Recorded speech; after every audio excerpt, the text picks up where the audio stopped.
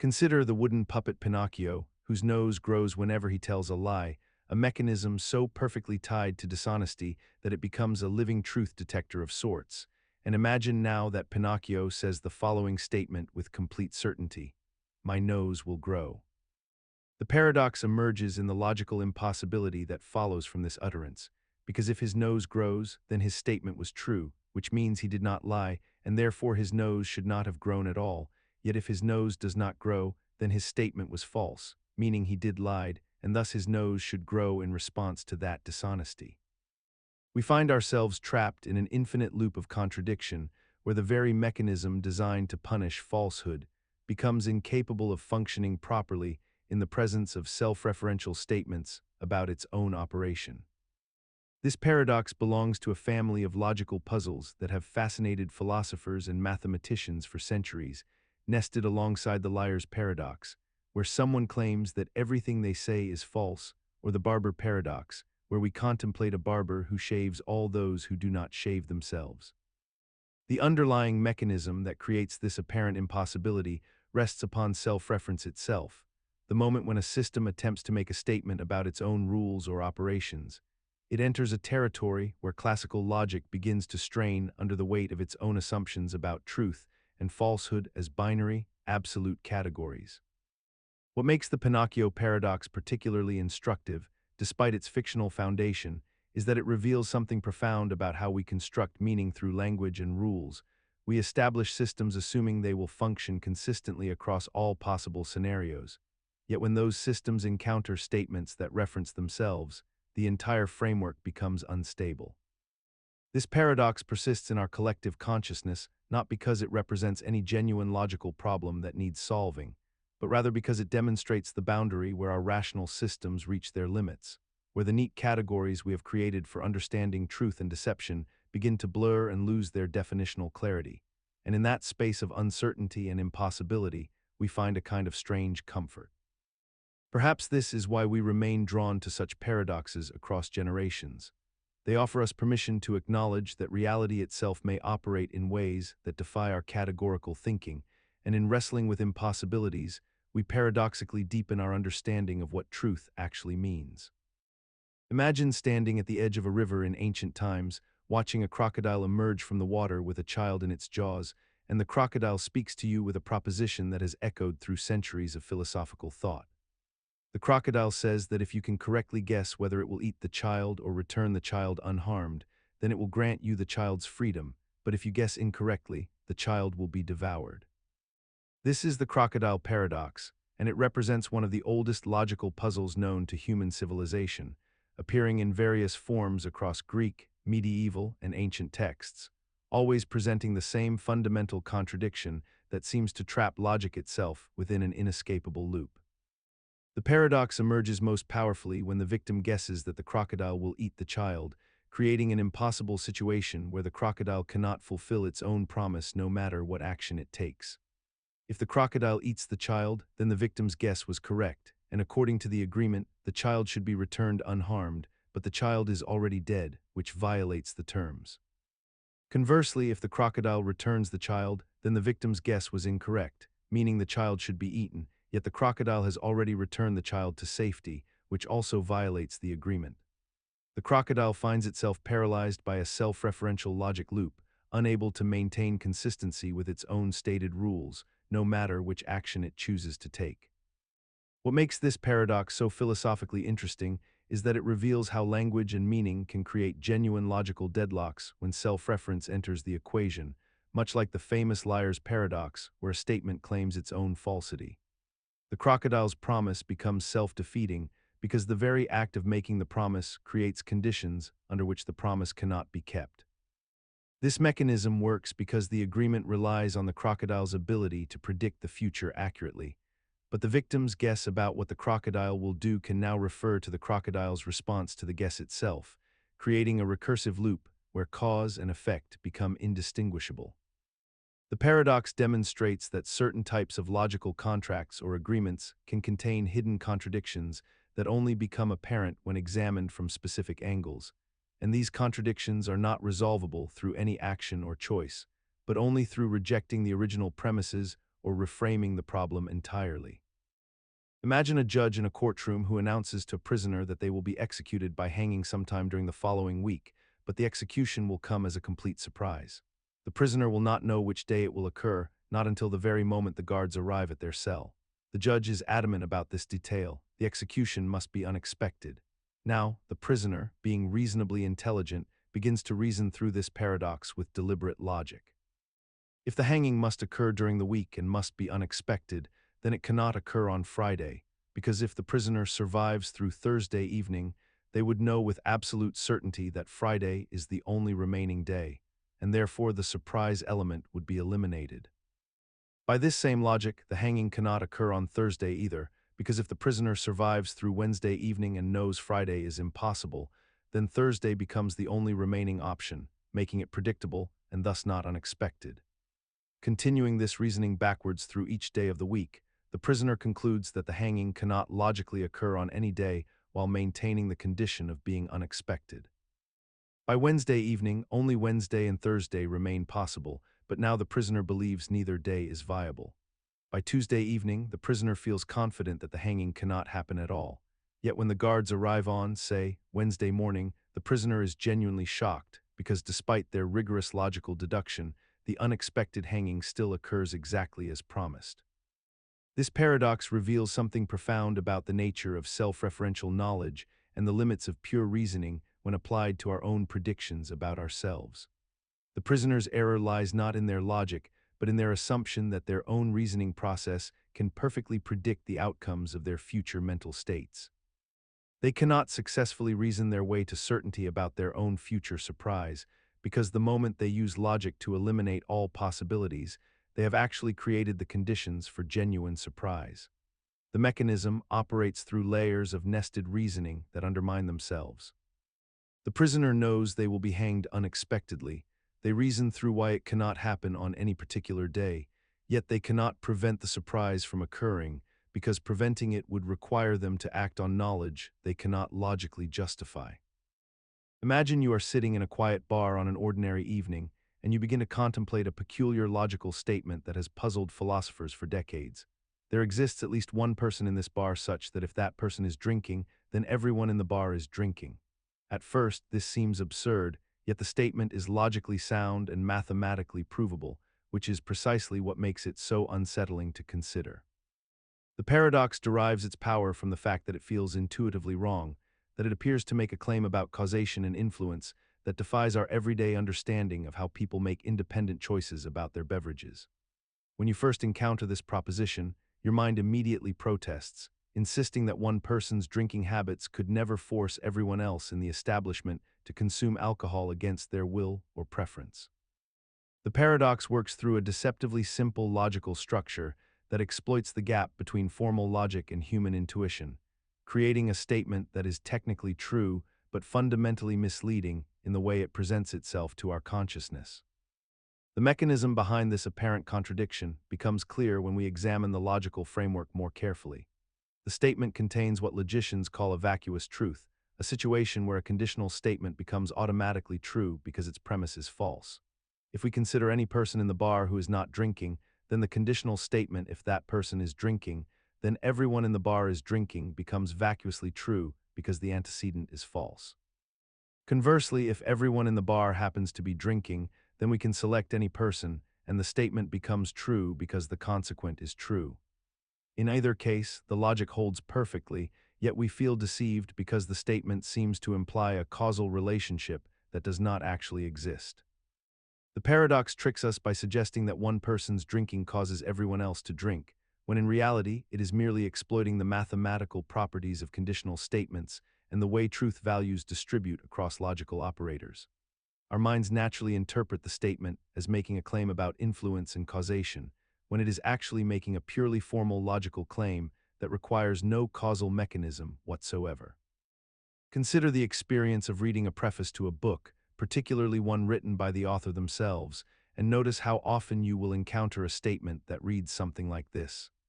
I am aware that this work is imperfect, flawed in various ways, and may not meet the expectations of every reader. The author in these opening pages proceeds to point out the very limitations and shortcomings of the text that follows, creating a curious logical situation where the author simultaneously presents their work as worthy of reading while actively undermining confidence in that very work. This is the preface paradox, and it appears throughout publishing with remarkable consistency. The mechanism at work here involves a strange negotiation between humility and self-promotion, between honest acknowledgement and strategic positioning. When an author admits flaws in advance, they accomplish several psychological tasks at once. They disarm potential criticism by appearing to already know what critics might say. They perform a kind of intellectual modesty that readers find reassuring, and yet they simultaneously ask the reader to proceed into the text despite being told it is deficient in meaningful ways. The paradox deepens when we recognize that this admission of imperfection rarely, if ever, causes readers to abandon the book before beginning it.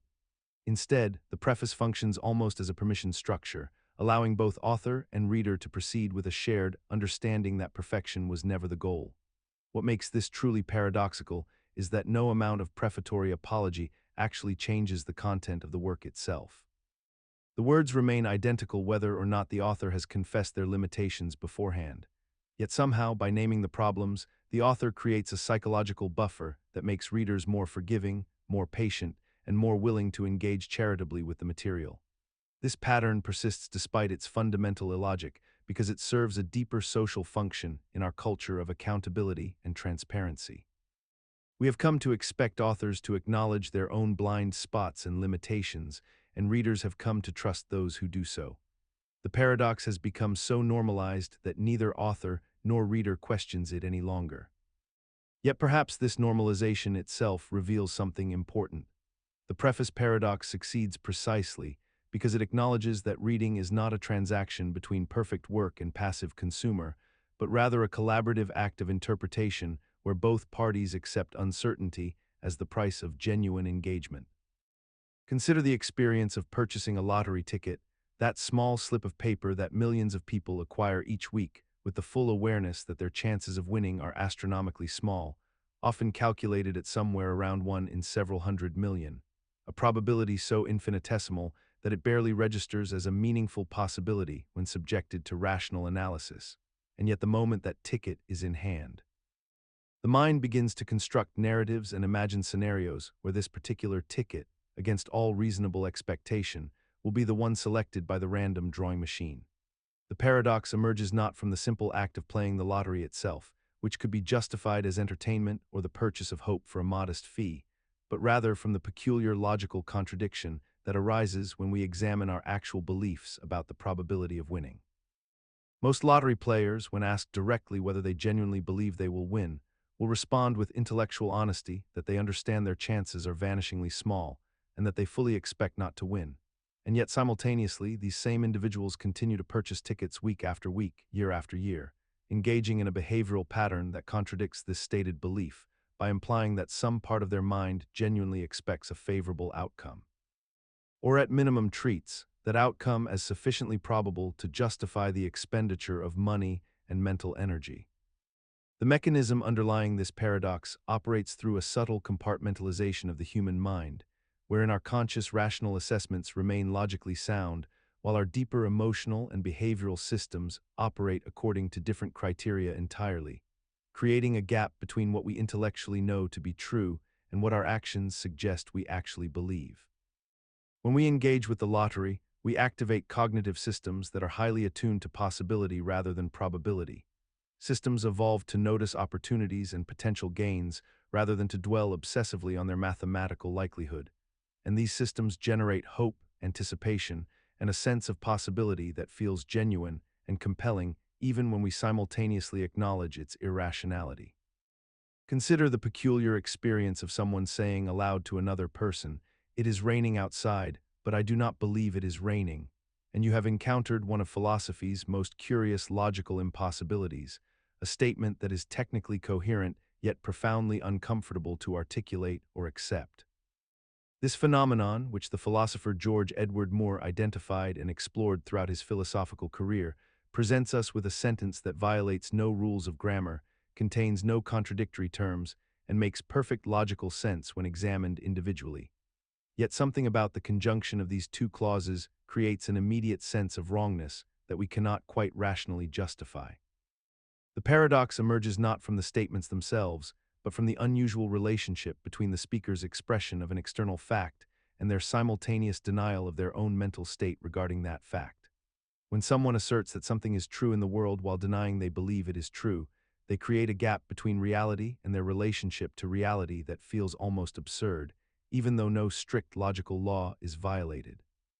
The mechanism that makes Moore's paradox so psychologically disarming lies in our deep and fundamental assumption that when a person asserts something is true, they must believe it is true, for to assert without believing is considered a form of dishonesty or incoherence in communication. We operate under an implicit social contract that speakers generally align their stated beliefs with reality as they perceive it, and when someone deliberately breaks this alignment by saying, "I know it is raining, but I do not believe it is raining," they seem to be performing a kind of linguistic magic trick that defies the ordinary purpose of language itself.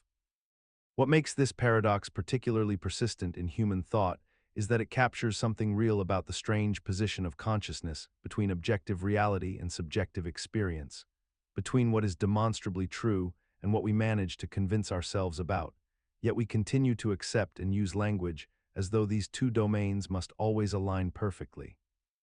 The paradox thus serves as a subtle reminder that language operates on an assumption of sincerity that is so foundational we rarely notice it until someone explicitly violates it, forcing us to confront the uncomfortable truth that our words and our minds are not always guaranteed to move in lockstep, and that the gap between utterance and belief may be far more permeable than our everyday communication suggests. Imagine a teacher standing before a classroom on a Monday morning and announcing that there will be a surprise test sometime during the week, but the students will not know which day it will occur until the test actually begins, and this announcement itself becomes the seed of a logical impossibility that has fascinated philosophers and logicians for decades. The teacher's declaration seems straightforward enough on the surface, a reasonable exercise in keeping students vigilant and prepared, yet the moment those words leave her lips, an invisible chain of reasoning begins to form in the minds of the students, a chain that appears to unravel the very possibility of the surprise itself. Let us consider how this paradox emerges from the logic of elimination and backward reasoning. If the test must occur during a 5-day week, the students might reason that it cannot possibly happen on Friday, because if Friday arrived and no test had occurred on Monday through Thursday, then they would know with certainty that the test must be on Friday, and therefore it would not be a surprise. With Friday eliminated through this logical deduction, they can apply the same reasoning to Thursday, for if no test occurs through Wednesday, then Thursday becomes the only remaining possibility, making it not a surprise. This process of elimination continues backward through each day of the week, until through purely logical reasoning, the students conclude that the test cannot occur on any day while still being a surprise, and therefore the teacher's announcement becomes impossible to fulfill.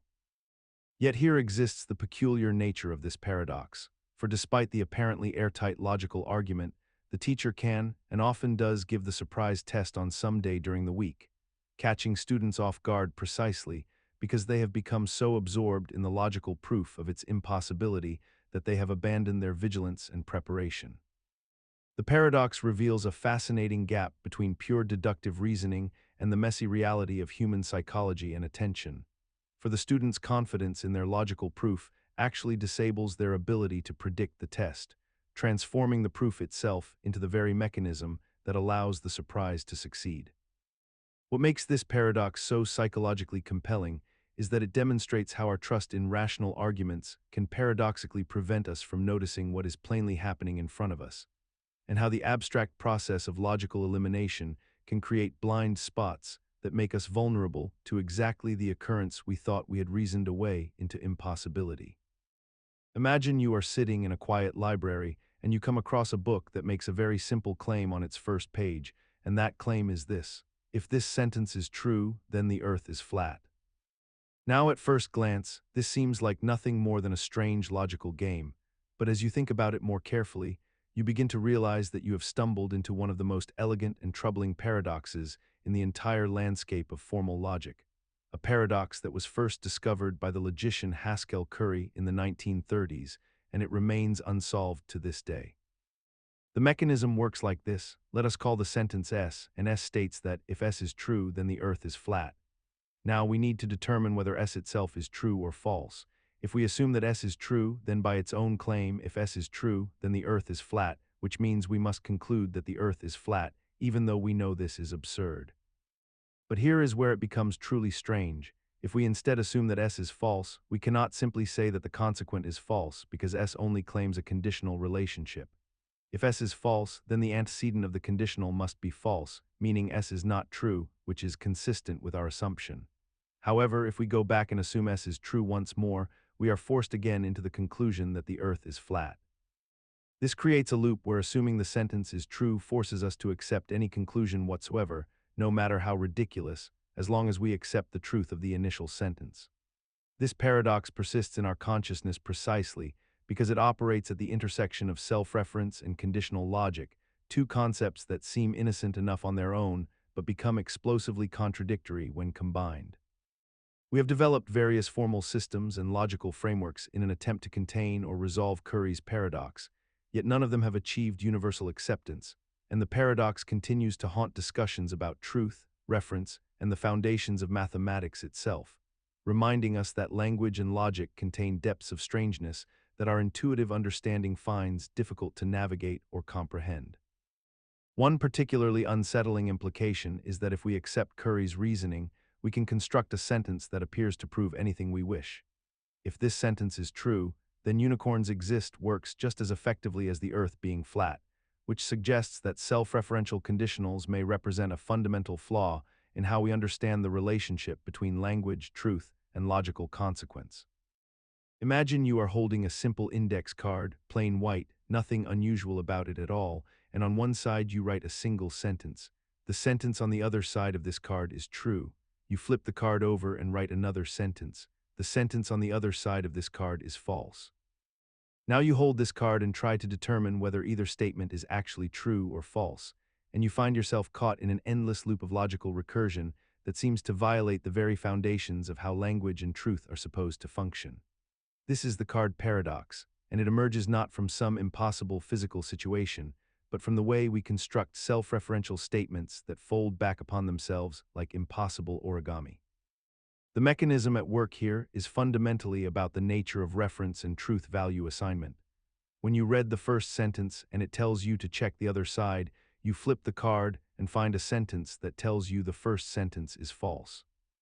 But if the first sentence is false, then what it claims about the second sentence is unreliable, which means the second sentence might not be false after all, which would make the first sentence true, which brings you directly back to the beginning of this circular chain of reasoning. The paradox persists because we have constructed statements that reference their own truth values in ways that create infinite regress. The mechanism doesn't depend on any unusual physical properties of the card itself. It depends entirely on how language can be weaponized against itself when we allow sentences to make claims about the truth of other sentences, while those sentences simultaneously make contrary claims about them. What makes this paradox fade into irrelevance, however, is recognizing that the card itself is perfectly innocent. The card is simply an object. The paradox lives entirely in the logical structure of the statements and the demand we place upon ourselves to assign them consistent truth values. In reality, sentences like these simply fail to have definite truth values because the framework we use to assign truth requires a foundation of non-self-referential facts. We have normalized ignoring this paradox by developing logical systems that simply exclude such self-referential statements from the domain of things that can be meaningfully true or false, treating them instead as malformed or meaningless. The card paradox demonstrates how our language system can create phantom problems that evaporate completely once we adjust our expectations about what kind of statements deserve truth value assignments in the first place. Imagine a sequence of statements stretching infinitely into the distance, each one making a claim about all the statements that come after it. The first statement declares that all subsequent statements are false. The second statement says that all statements coming after it are false. The third makes the same claim about everything that follows. This pattern continues forever, with each statement asserting the falsity of every statement in the infinite chain ahead of it. Now, the remarkable aspect of this construction is that it appears to generate a logical contradiction. Yet when you examine it carefully, you discover that no single statement actually contradicts any other particular statement in the sequence. Unlike the classical liar's paradox, which relies on a statement referring to itself or to small circular group, Yablo's paradox creates a web of relationships that somehow produces the appearance of inconsistency without the usual mechanisms we associate with self-reference. The mechanism at work here involves what philosophers call infinite descent. When you try to determine whether the first statement is true or false, you must evaluate whether all subsequent statements are indeed false. But to know this, you would need to check the second statement, which requires checking the third, which requires checking the fourth, and so on perpetually. You can never actually reach a point where you have verified all the claims, because there are always infinitely many statements remaining to evaluate. This creates a logical structure where contradiction seems to emerge from the impossible task of infinite verification rather than from any direct self-reference or circularity. What makes Yablo's paradox particularly fascinating is that it appears to prove something paradoxical without relying on the self-referential loop that typically generates logical problems. The paradox persists despite containing no obvious vicious circle because the infinity itself becomes the source of the contradiction. The statements are perfectly well-formed individually, grammatically sound, and logically structured, yet when combined in this infinite sequence, they collectively generate an impossible situation. We have normalized this paradox as a genuine logical phenomenon precisely because it challenges our intuitions about how paradoxes must work, revealing that mathematics and logic can produce contradictory structures through mechanisms far more subtle than simple circular reference or self-negation. Imagine a mysterious bottle containing a malevolent imp, and you have discovered that this bottle can be sold to another person, but with a peculiar curse attached to it. The person who owns the bottle when they die will be condemned to an eternity of suffering, yet the bottle grants the owner one wish before their death, a single miraculous desire made manifest. The bottle can only be sold for less money than the previous owner paid for it, creating an endless chain of descending prices. At first, this seems like a reasonable trade. You buy the bottle for $1 million, make your wish, then sell it for $900,000 to someone else who makes their own wish, and so on. But as the price decreases, eventually the bottle will sell for a penny, then for half a penny, then for amounts so infinitesimal that no rational person would accept such a deal. Yet someone must own the bottle when the world ends, and that person will face damnation, which means at some point in this chain of sales, someone accepts a deal that condemns them to eternal torment in exchange for essentially nothing. The paradox lies in the logical gap between knowing this outcome must occur and being unable to identify the exact moment when the arrangement becomes irrational. Robert Louis Stevenson crafted this thought experiment to explore how rational individual decisions can lead to collectively absurd outcomes. Each transaction seems defensible in isolation. The seller improves their situation by removing the curse and profiting, while the buyer receives their wish and can always sell to the next person. The mechanism that makes this paradox persist in our minds is our tendency to defer consequences and to believe that someone else will eventually refuse the deal before it becomes untenable. We trust that rationality will eventually intervene, yet the structure of the paradox guarantees that it cannot. What makes this paradox fascinating is not that it reveals some genuine logical contradiction in the universe, but rather that it exposes how our sequential decision-making processes can create situations where the collective result contradicts the apparent rationality of individual steps, much like how a series of perfectly reasonable personal choices can somehow lead a society toward outcomes that nobody actually wanted to accept. Imagine a scenario where a billionaire places 1,000 vials in front of you, and you are told that exactly one contains a deadly toxin, while the other 999 contain nothing but water. Yet you are given the opportunity to drink from one vial of your choosing, with the guarantee that if you survive, you will receive an enormous sum of money, enough to change your life forever. The logical mathematics here seems straightforward. Your chances of selecting a safe vial are overwhelmingly in your favor at 99.9%, a probability so favorable that you might reasonably expect to walk away unharmed and wealthy. However, most people experience a profound hesitation when faced with this choice, and that hesitation reveals something interesting about how human beings process risk and toxicity in their decision-making frameworks. The puzzle itself is not actually paradoxical once we examine the mechanisms at work, for what appears to be irrational behavior is actually the result of our evolutionary programming, which has taught us across millennia that any possible exposure to a known toxin carries an infinite cost that cannot be offset by probability calculations or monetary rewards.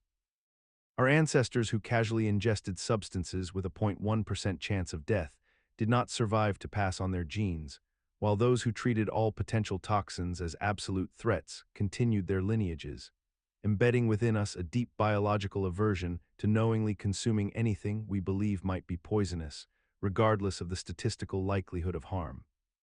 The puzzle persists as a philosophical and psychological conundrum, not because it contains any actual logical contradiction, but because we have normalized a rational system of risk assessment that directly conflicts with our pre-rational biological imperatives, creating a situation where our intellectual understanding of mathematics tells us one thing while our bodies and ancient instincts scream something entirely different. And we find ourselves trapped between these two ways of knowing the world. This fundamental tension between our rational and instinctive minds manifests not only in laboratory thought experiments but in countless real-world decisions, from medical treatments with manageable side effects that patients refuse, to vaccines that statistically save lives yet trigger visceral fear, to financial investments that logic endorses but our gut rejects. Revealing that the toxin puzzle is less about the mathematics of one vial and more about the eternal human struggle to trust numbers when our survival mechanisms are screaming warnings. Imagine you are offered a substantial sum of money by a wealthy benefactor, but there is a peculiar condition attached to this generous offer. You will receive the full payment only if you can demonstrate a very specific thing, your genuine intention to drink a deadly poison later today, even though you will never actually have to drink it. The money transfers to your account the moment you form this intention, but you must truly intend to consume the toxin, and this intention must be measurable and verifiable through some hypothetical means. The catch, however, is that once you have the money safely in your possession, there would be absolutely no rational reason to follow through with drinking the poison. In fact, doing so would be completely self-destructive and absurd. So the puzzle asks, can you form a genuine intention to do something that you rationally know you will later choose not to do? This thought experiment, created by philosopher Gregory Kavka in 1983, presents us with a paradox about human intention and rationality that has puzzled philosophers for decades. The core mechanism at work here involves the strange relationship between our ability to intend future actions and our rational capacity to evaluate those intentions. Normally, our intentions are formed based on reasons we expect to have when we act, but in this scenario, you're being asked to form an intention despite knowing that your reasons will change by the time you need to act.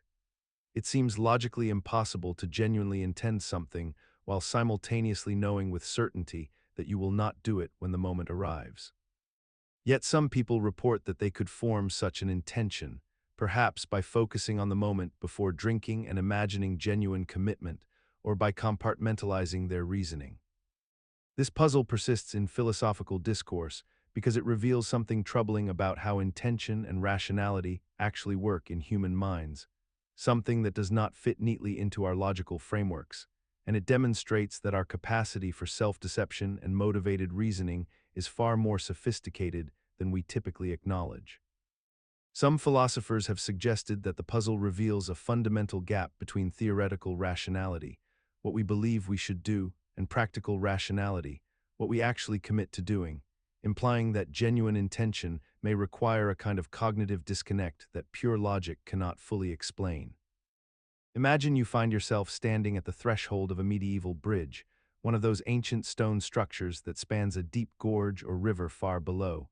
And as you approach the bridge keeper, an old figure emerges from the shadows and presents you with an impossible choice. He tells you that if you cross the bridge and reach the other side safely, he will reward you handsomely with gold and provisions for your journey. But if you fail to cross, if you turn back or hesitate, then you must forfeit everything you own and return to where you came from with nothing. The paradox emerges not from the physical difficulty of crossing the bridge, but from the nature of your decision itself, because once you understand the stakes, your rational mind becomes entangled in a web of self-referential uncertainty that makes any decision equally justified and equally questionable. The bridge keeper is not asking you to perform a physical feat. He is asking you to make a choice under conditions where the very act of choosing becomes contaminated by knowledge of the consequences, creating a loop where your reasons for crossing become dependent on whether you believe you will cross, and your belief in whether you will cross depends on whether you have good reasons to do so. The psychological mechanism at work here reveals something fundamental about human decision-making when placed under conditions of perfect self-awareness and infinite regress. Because rational deliberation typically works by examining your reasons and then acting on the strongest reason available. Yet in this scenario, your strongest reason is contingent on factors you cannot fully control or predict about your own future behavior. The paradox gains its power from the fact that you cannot step outside yourself to make an objective assessment of your own reliability. Whatever confidence you feel about crossing the bridge immediately becomes subject to doubt the moment you reflect upon it, since your reflection is part of the process you are supposedly evaluating. Medieval philosophers, particularly Jean Buridan, became fascinated with these scenarios because they seemed to demonstrate a genuine problem in human agency, suggesting that under certain conditions, a perfectly rational agent might find themselves frozen by the logical structure of their own deliberation. Imagine a donkey standing perfectly centered between two identical piles of hay, equidistant from each mound, with no distinguishing features between them whatsoever, and you have encountered the classical formulation of what philosophers call Buridan's ass, a thought experiment that has puzzled logicians and thinkers for centuries. The paradox presents itself as deceptively simple. If a rational creature like a donkey has no logical reason to prefer one pile of hay over the other, possessing equal hunger and equal distance from both sources of food, then by what mechanism does the donkey decide which pile to eat from? And if there is truly no rational basis for choosing, does this mean the donkey must starve to death in a state of perpetual indecision? The thought experiment emerged from medieval philosophy, often attributed to Jean Buridan, though he himself did not actually formulate it in precisely this way. Yet the principle underlying it captured something profoundly troubling about the nature of choice and decision-making in a universe governed by reason and cause and effect.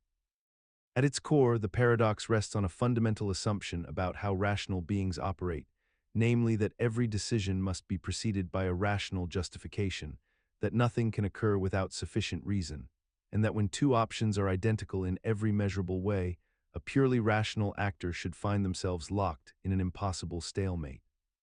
The psychological and logical mechanism here involves our deeply ingrained belief that deliberation and reasoning must underpin every meaningful choice, that indifference between options should produce paralysis, and that a being without a reason to favor one outcome cannot possibly select between them. Yet in actual reality, animals and humans alike make decisions constantly in situations of genuine indifference, flipping mental coins, making arbitrary selections based on minute unconscious cues, or simply choosing through mechanisms that operate beneath the threshold of rational deliberation. And this fundamental gap between what the paradox insists must happen and what actually occurs reveals that our assumption about rationality and decision-making has been subtly wrong all along. Consider the simple statement that all horses are the same color, a proposition that seems absurd on its surface yet has been defended through mathematical induction for centuries. And this paradox emerges from a subtle logical trap that appears sound at first glance but collapses when examined carefully. The paradox traditionally begins with the base case, asserting that any single horse is trivially the same color as itself, which no one would dispute, and then it proposes an inductive step suggesting that if we have a group of horses that are all the same color, and we add one more horse to that group with some overlap between the original group and the new configuration, then all horses including the new one must be the same color. When this inductive reasoning is applied repeatedly across larger and larger groups, it theoretically proves that all horses in the world must be the same color, a conclusion that directly contradicts observable reality, where horses clearly display browns and blacks and whites and grays and dappled patterns throughout their populations. The mechanism behind why this paradox persists and why it reveals something interesting about logical reasoning relates to how we construct proofs and validate chains of inference, specifically in how the inductive step contains a hidden assumption that breaks down at crucial junctures, particularly when we transition from groups of two horses to larger groups.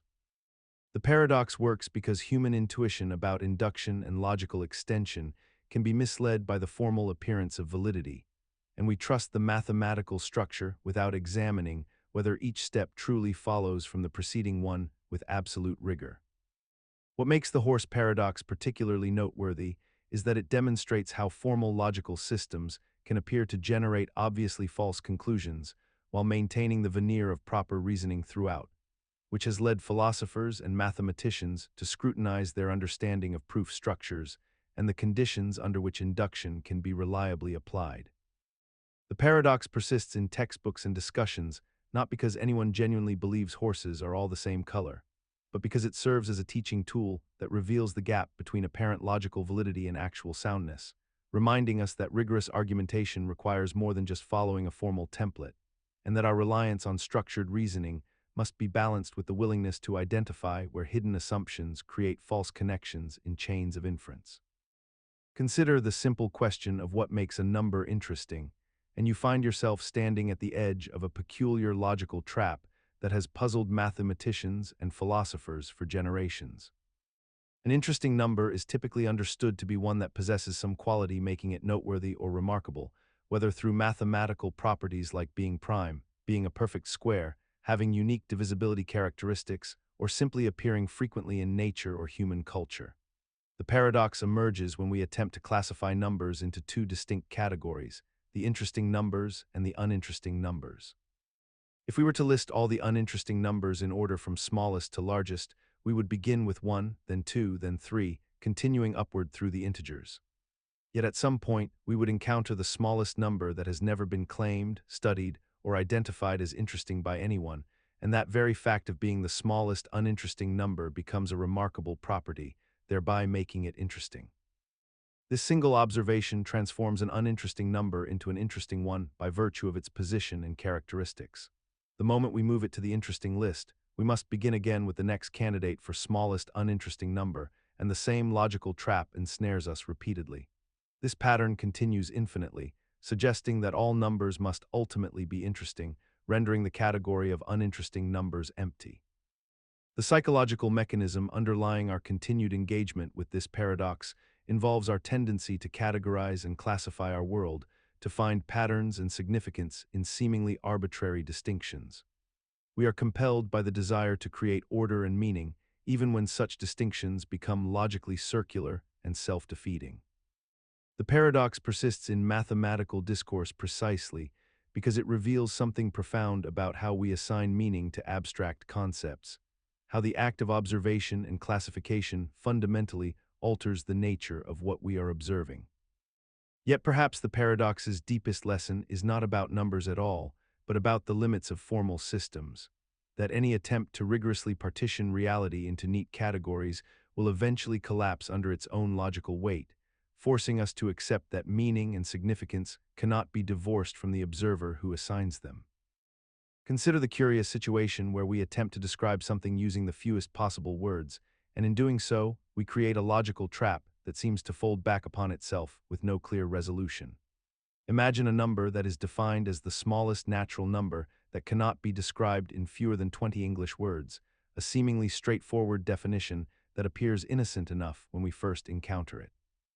Yet the moment we write out this very definition, we have just described that number in approximately 19 words, which means the number itself cannot actually be the smallest number that requires 20 words or more, since we have now described it in fewer words than our original criterion demanded. The paradox emerges from this circular collapse, where our attempt to identify something by its undescribable nature actually succeeds in describing it, thereby violating the very condition that made our definition possible in the first place. The mechanism driving this paradox lies in the tension between what we might call definability and length, between the semantic content of language and the mechanical counting of words themselves. When we try to reference a number based on the property that it cannot be described concisely, we are essentially trying to describe it through its own indescribability, creating a self-referential loop that collapses the moment we examine it closely. Language ordinarily allows us to talk about abstract properties and sets and categories without contradiction, yet when we combine the property of brevity with self-reference, something breaks down in our logical framework. The definition itself is meaningful and appears coherent until we realize that uttering the definition accomplishes exactly what it claims is impossible, creating a kind of linguistic trap where the act of speaking or writing generates the very contradiction we were trying to express. This paradox persists despite our recognition that something has gone fundamentally wrong, because it highlights a real tension in how language interacts with mathematics and logic, a tension we have learned to live with rather than fully resolve.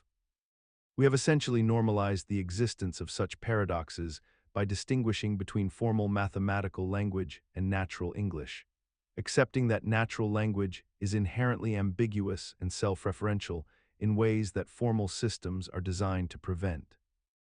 Imagine you are sitting in a library with an infinite amount of time, tasked with the seemingly simple job of writing down all the English words that can be used to describe numbers in a finite way. You might write down phrases like the smallest prime number greater than 2, or the positive integer that equals 3 times 5, or the number of days in a week. Each of these phrases uses a limited number of words to precisely identify a specific number, and this collection of definable numbers seems orderly and manageable until you encounter Richard's paradox, which emerges quietly when you try to count how many such phrases actually exist. Since English contains only finitely many words, and since any phrase describing a number must use a finite combination of these words, it follows logically that there can only be finitely many numbers that are explicitly definable in the English language. This means that there must exist some numbers that are so large, so unwieldy in their properties, that no finite English phrase could ever capture their essence or distinguish them from all other numbers. These undefined numbers are genuinely indescribable, unreachable by human language, existing in a kind of mathematical darkness. Yet here emerges the strange twist that creates the paradox. Consider now the phrase, the smallest number that cannot be defined in fewer than 100 English words. This phrase itself contains fewer than 100 words, perhaps only 15 or 16 depending on how you count, and it appears to clearly identify a specific number by invoking the very property that was supposed to make it undefinable. If the phrase successfully identifies a number, then that number is definable, which contradicts the definition that states it cannot be defined in fewer than 100 words. If the phrase fails to identify anything, then we are using language to refer to something that has no linguistic designation, which seems equally impossible. The mechanism underlying this paradox reveals a fundamental confusion about what it means for something to be definable, about whether definability is an objective property of numbers or merely a reflection of the limitations and capabilities of a particular language at a particular moment in history. We have constructed a self-referential loop where language attempts to describe the boundaries of its own descriptive power, creating a logical knot that cannot be untangled without abandoning certain assumptions about how language relates to mathematical reality. Consider the peculiar nature of language itself and the strange territory we enter when we begin to examine words as objects rather than merely as tools of communication. For there exists a classification system that linguists and philosophers have long pondered, one that divides all adjectives into two distinct categories, and when we examine this division closely, we discover something that seems to fold back upon itself in ways that defy our intuition about how language should function. An autological word is one that describes itself, such as the word polysyllabic, which is itself composed of multiple syllables, or the word short, except short is not actually short at all, making this example more complicated than it first appears. A heterological word, by contrast, is one that does not describe itself, such as the word monosyllabic, which contains multiple syllables and therefore fails to embody the quality it represents, or the word long, which is mercifully brief despite its meaning. The paradox emerges when we ask a deceptively simple question about the word heterological itself. Is the word heterological heterological? If heterological is heterological, meaning it does not describe itself, then by definition it must describe itself, which would make it autological and therefore not heterological after all. Yet if heterological is autological, meaning it does describe itself, then it must be a word that does not describe itself, which is precisely what heterological means, creating an infinite loop of contradiction that refuses to resolve no matter which direction we approach it from. This paradox persists not because of any flaw in our understanding of language or logic, but because we have constructed a classification system that contains within itself a kind of linguistic trap, a self-referential wound that cannot be sutured. The mechanism underlying this peculiar entanglement involves the nature of self-reference itself, for when a word attempts to describe its own relationship to reality, it becomes both the subject and object of examination simultaneously, collapsing the normal distinction between observer and observed that allows meaning to function smoothly in ordinary discourse. We encounter this paradox and recognize it as genuine, yet we have largely normalized our coexistence with it, accepting it as a philosophical curiosity rather than as evidence that something has gone fundamentally wrong with how language represents reality.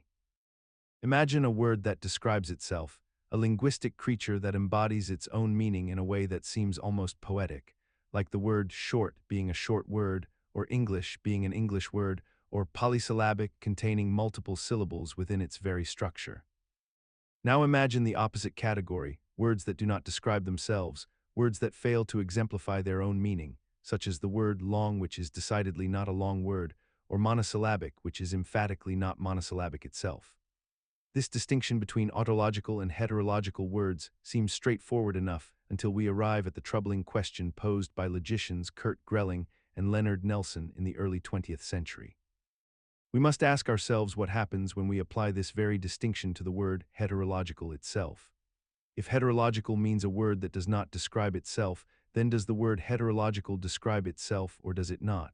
If it does describe itself, then it is heterological, meaning it does not describe itself, creating an immediate contradiction. Yet if it does not describe itself, then it fails to be heterological, which means it must be autological, meaning it does describe itself, which again leads us back into paradox.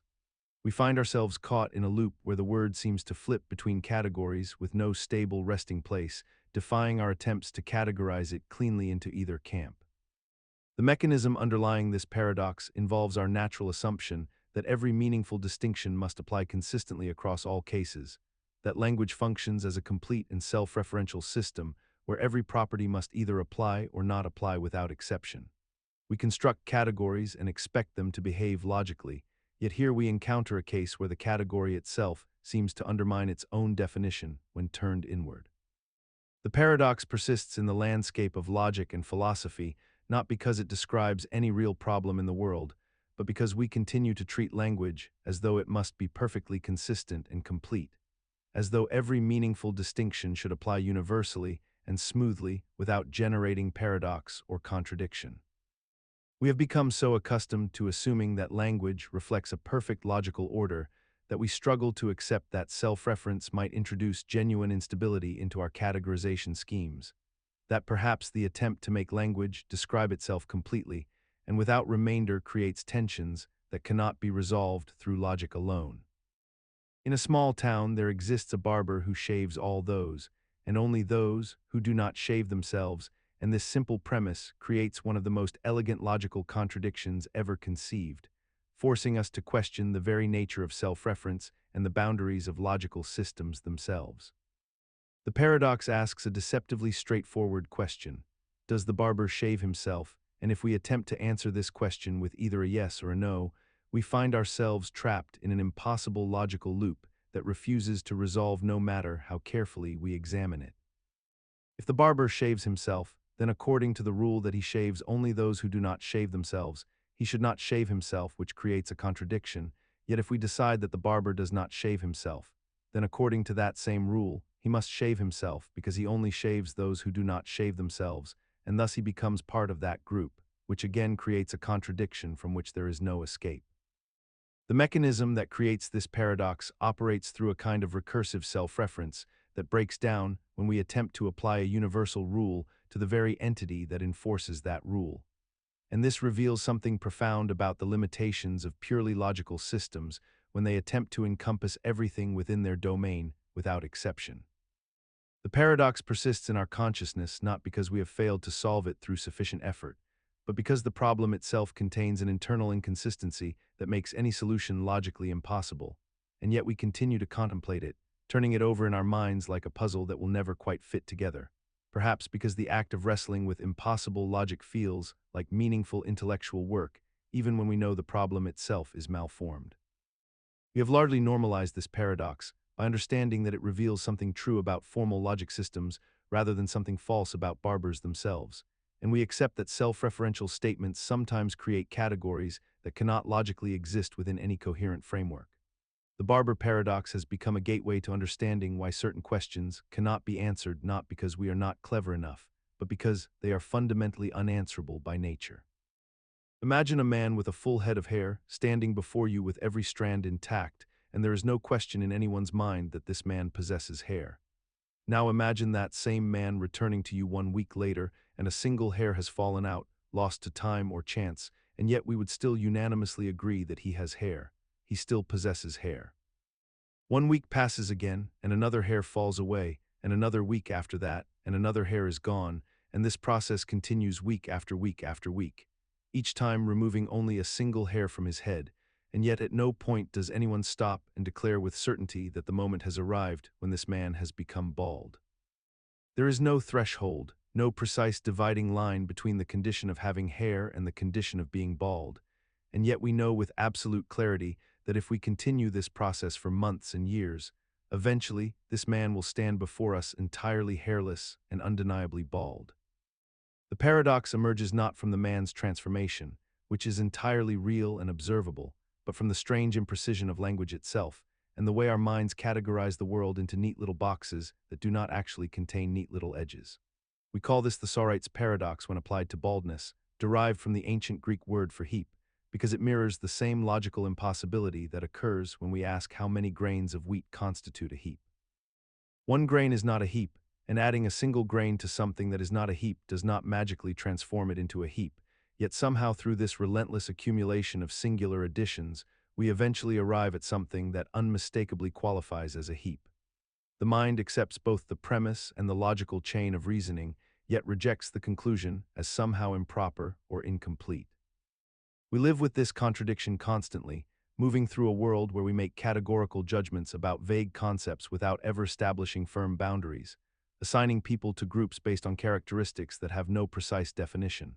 And we manage this cognitive dissonance by simply accepting that some things in life resist perfect categorization, that the borders between states are blurry and context-dependent and inherently uncertain. And that we will likely never resolve this ancient puzzle because it reveals something fundamental about how language maps onto reality.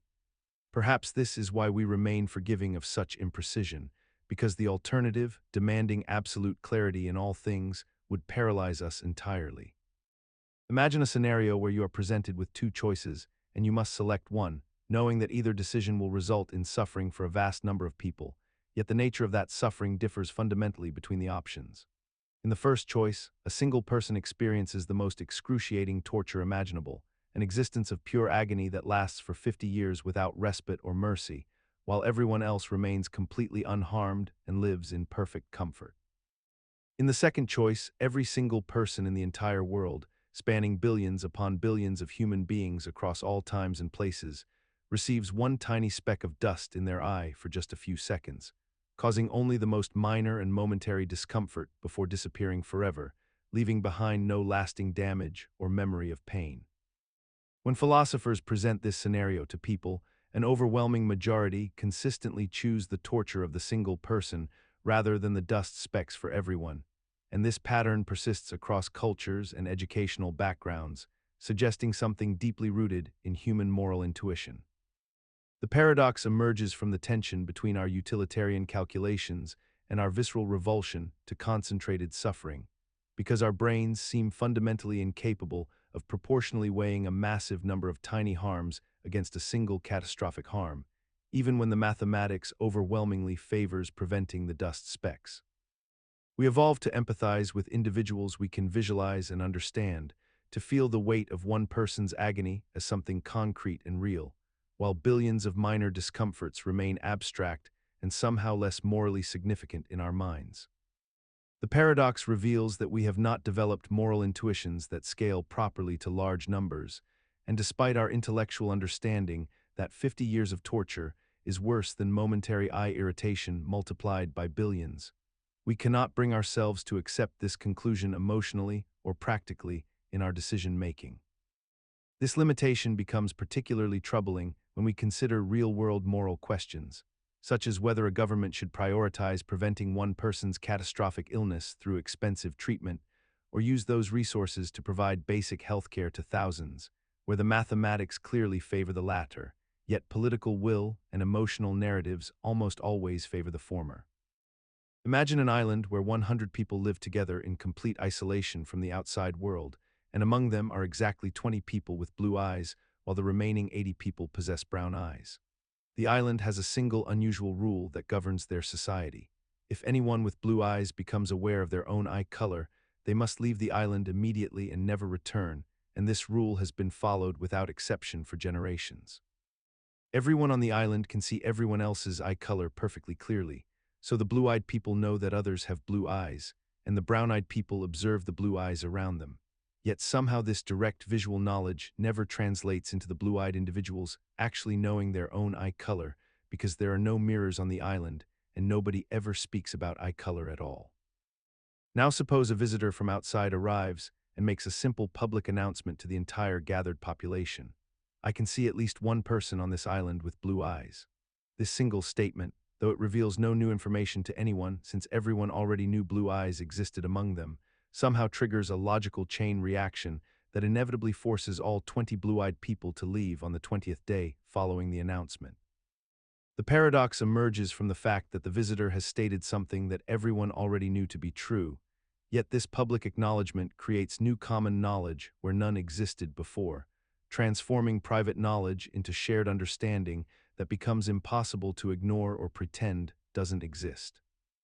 The mechanism operates through layers of recursive reasoning, where each person begins thinking not just about what they know, but about what everyone knows that everyone knows, and this meta-level awareness cascades through the group, until eventually the blue-eyed individuals are forced to confront an unavoidable logical conclusion about their own identity. What makes this puzzle feel paradoxical despite being perfectly sound is our intuition that speaking an obvious truth shouldn't change anything.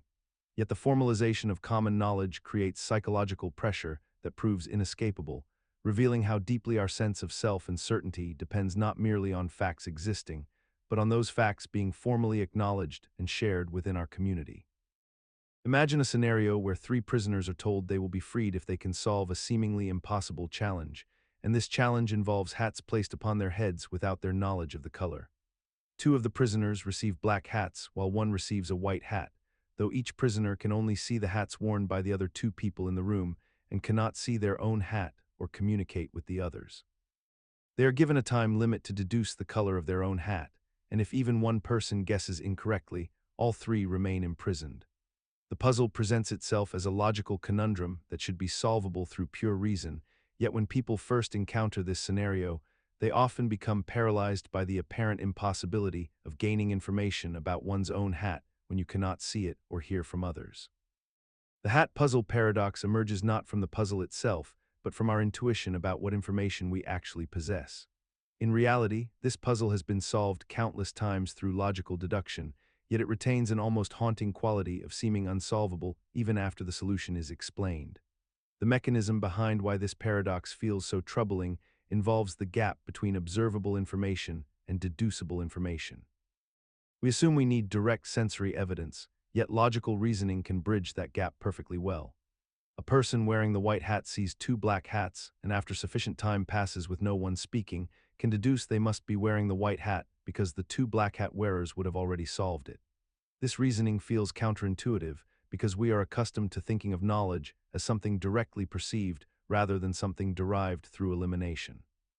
The paradox persists in our minds because it challenges our fundamental assumptions about epistemology and certainty, forcing us to recognize that absence of information can itself be information, and silence can be as communicative as speech. This reframing of silence as data transforms the puzzle from an exercise in pure logic into a meditation on how we construct meaning from what is absent rather than what is present, revealing that the true paradox lies not in the puzzle's structure, but in our resistance to trusting deduction over perception. In this light, the hat puzzle becomes a mirror reflecting our broader struggle to accept that knowledge can emerge from careful reasoning about constraints and possibilities rather than direct observation alone, a principle that extends far beyond prison cells into mathematics, physics, and philosophy itself. Imagine you are presented with 2 sealed envelopes by someone you trust, and you're told that one envelope contains twice as much money as the other, though you do not know which is which. You are allowed to open one envelope, examine its contents, and then decide whether you want to switch to the other envelope or keep the one you have already opened. Let us say you open the first envelope and discover it contains $100. Now your mind begins to work through the logic of the situation, and here is where the paradox emerges with surprising force. If the first envelope contains $100, then the second envelope must contain either $50 or $200 with equal probability.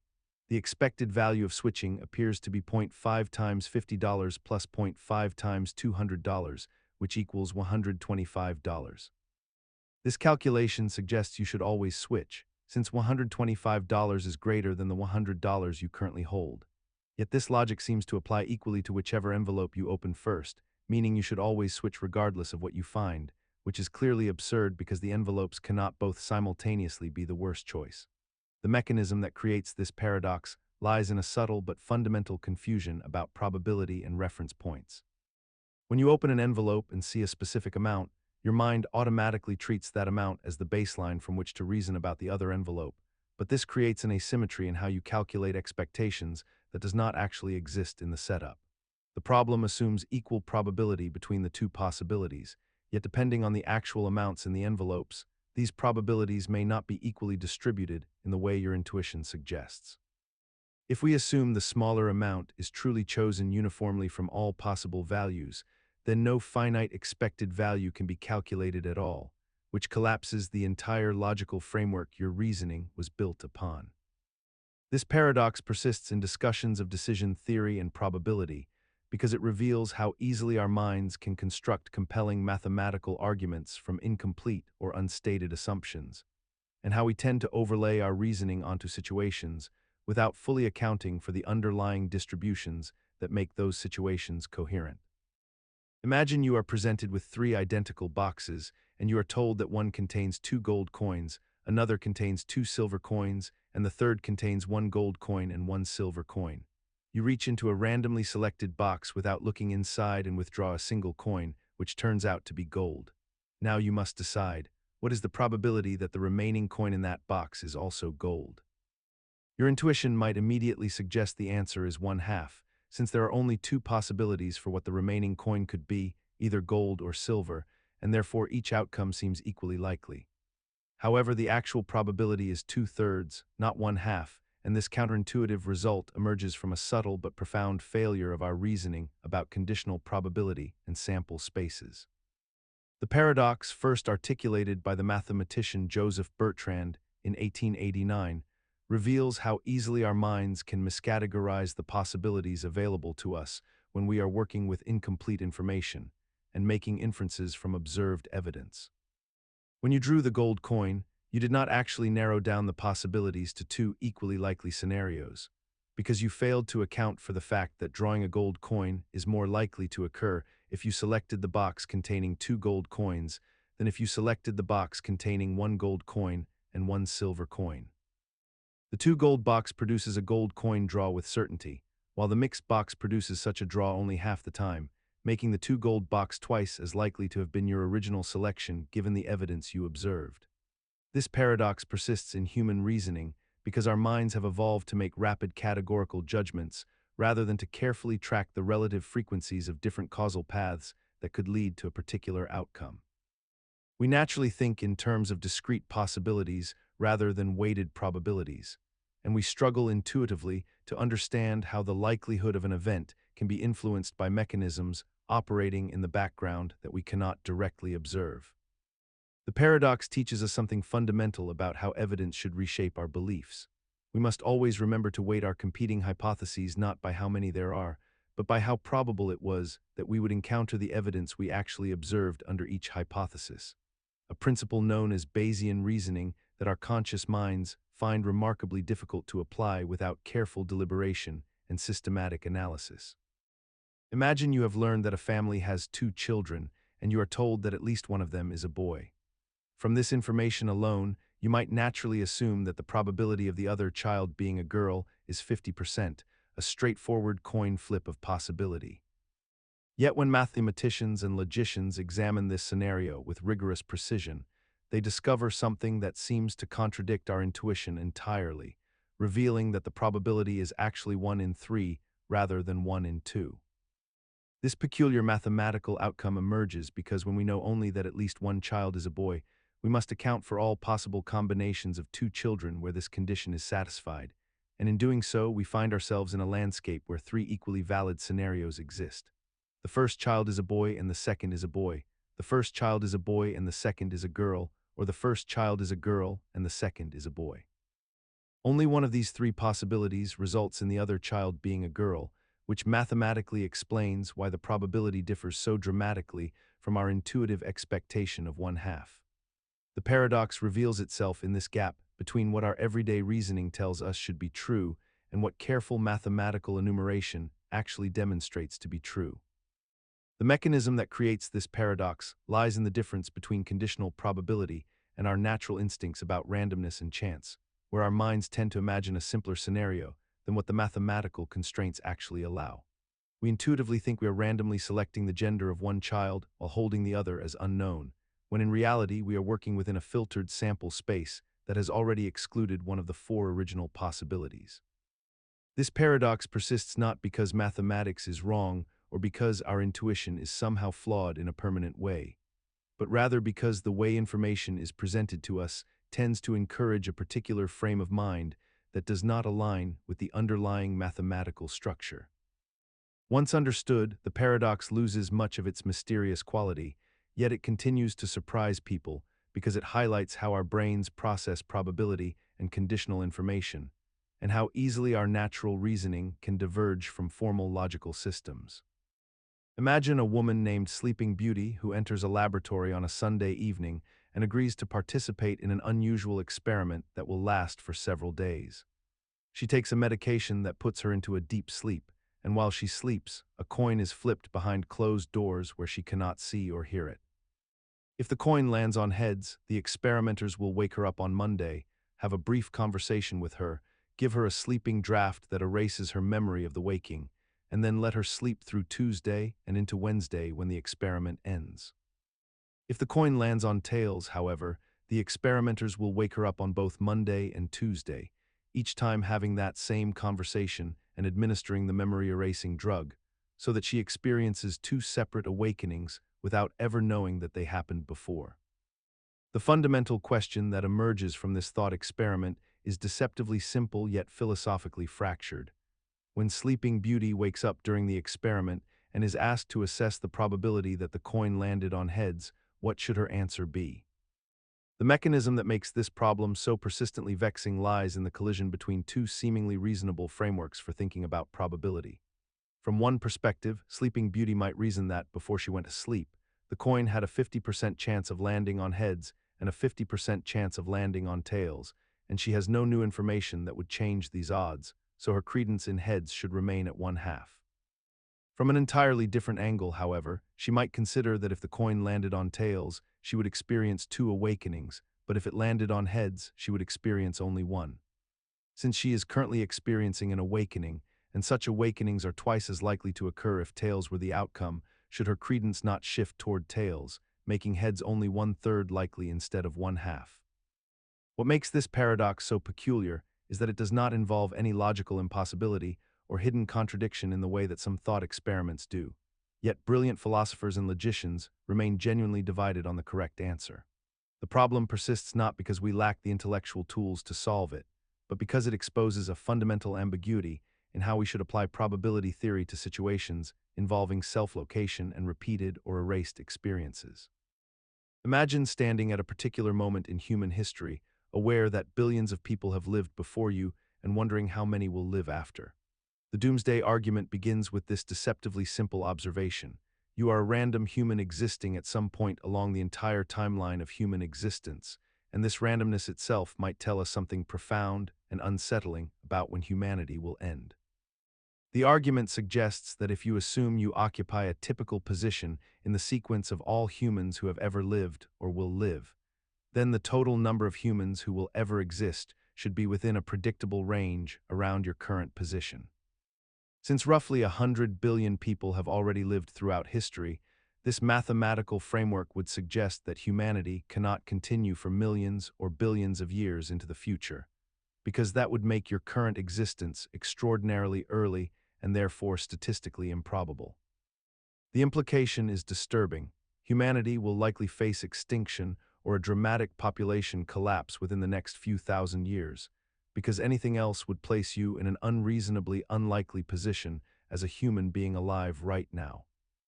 The mechanism driving this paradox rests on something called the principle of indifference, which assumes that without specific information suggesting otherwise, you should consider yourself equally likely to be any human in the entire timeline of humanity's existence.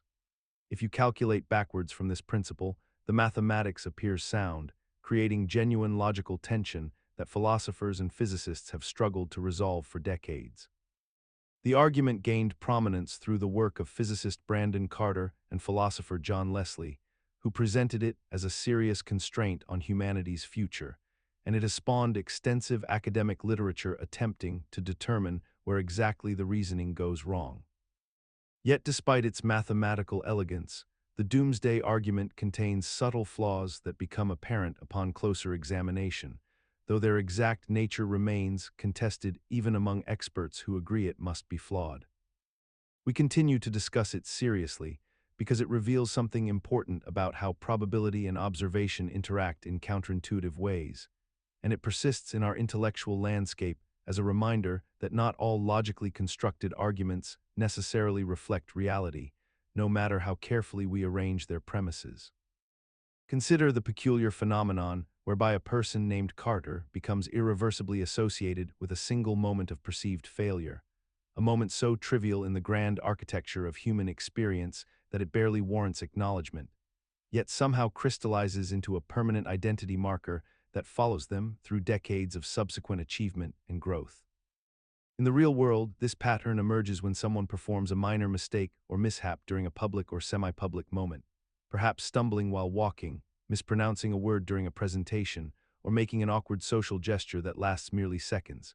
And yet this instantaneous occurrence somehow becomes the defining characteristic by which they are remembered and referenced, despite the fact that they may have accomplished extraordinary things before and after this moment.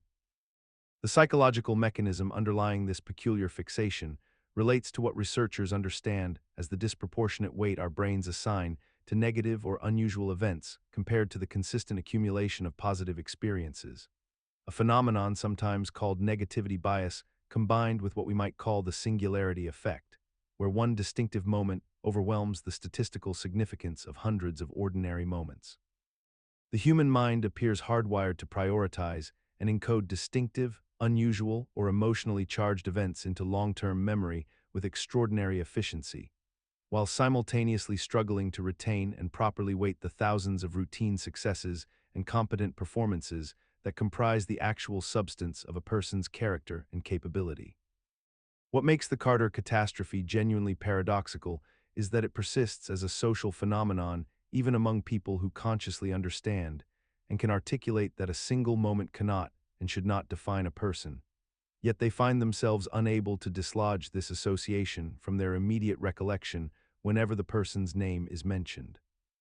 We have somehow normalized this deeply irrational cognitive pattern as though it represents some kind of fundamental truth about human nature, when in fact it reveals only the quirky limitations of how our evolutionary psychology processes and prioritizes information about the world around us.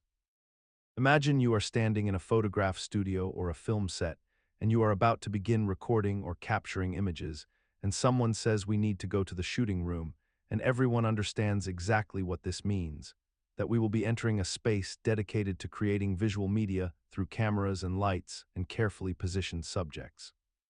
The term shooting room has persisted across decades of photographic and cinematographic practice, originating from a time when the mechanical act of taking a photograph was described using the language of firearms, since early cameras operated with the rapid mechanical precision that resembled the firing of a gun, and the photographer would shoot a scene just as one might shoot at a target. This metaphorical language embedded itself so deeply into the culture of visual media that the physical spaces where photography and filmmaking occur became known as shooting rooms, even though modern cameras operate through entirely different technological principles and bear no mechanical similarity whatsoever to weapons.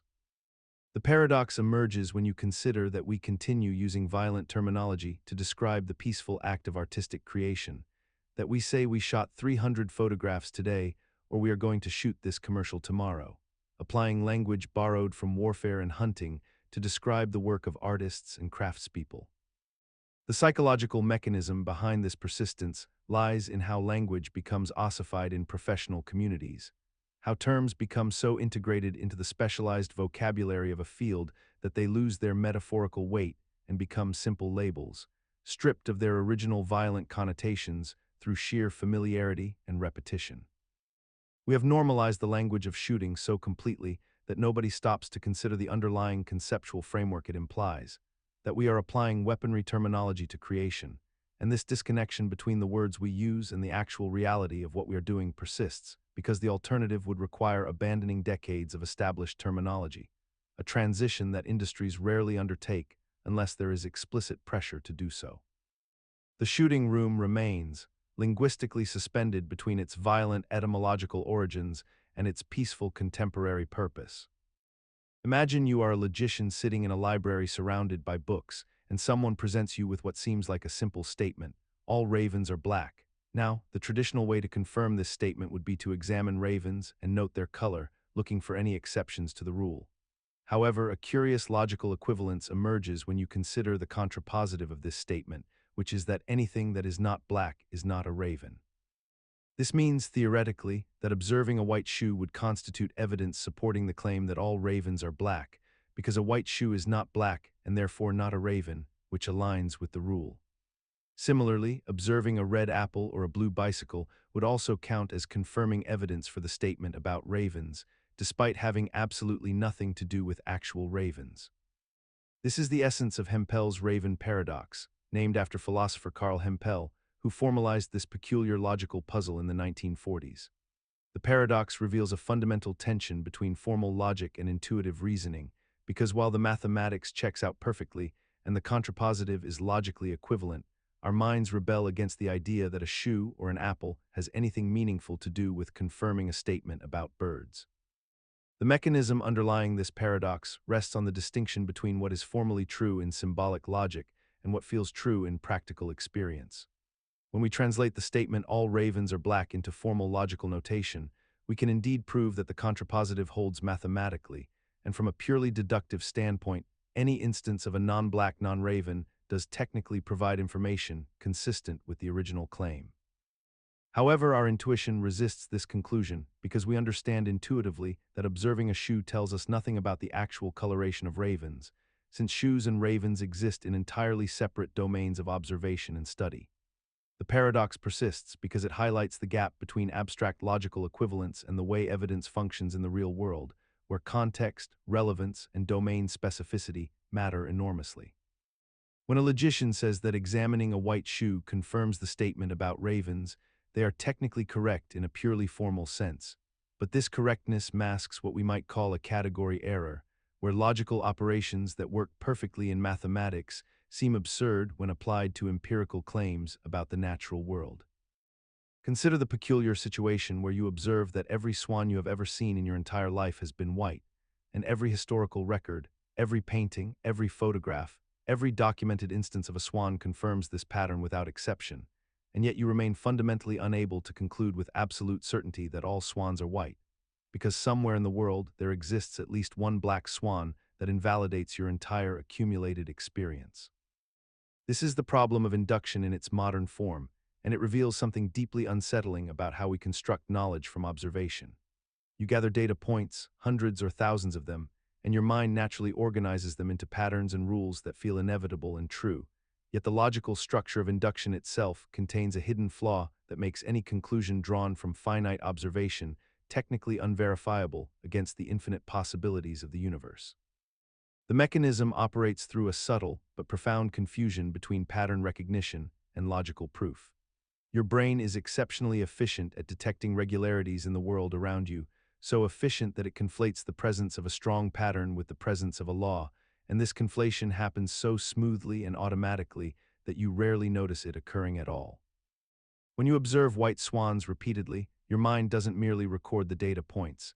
It constructs a narrative of inevitability, a sense that this pattern simply must continue, that the universe has established a rule and that rule will hold.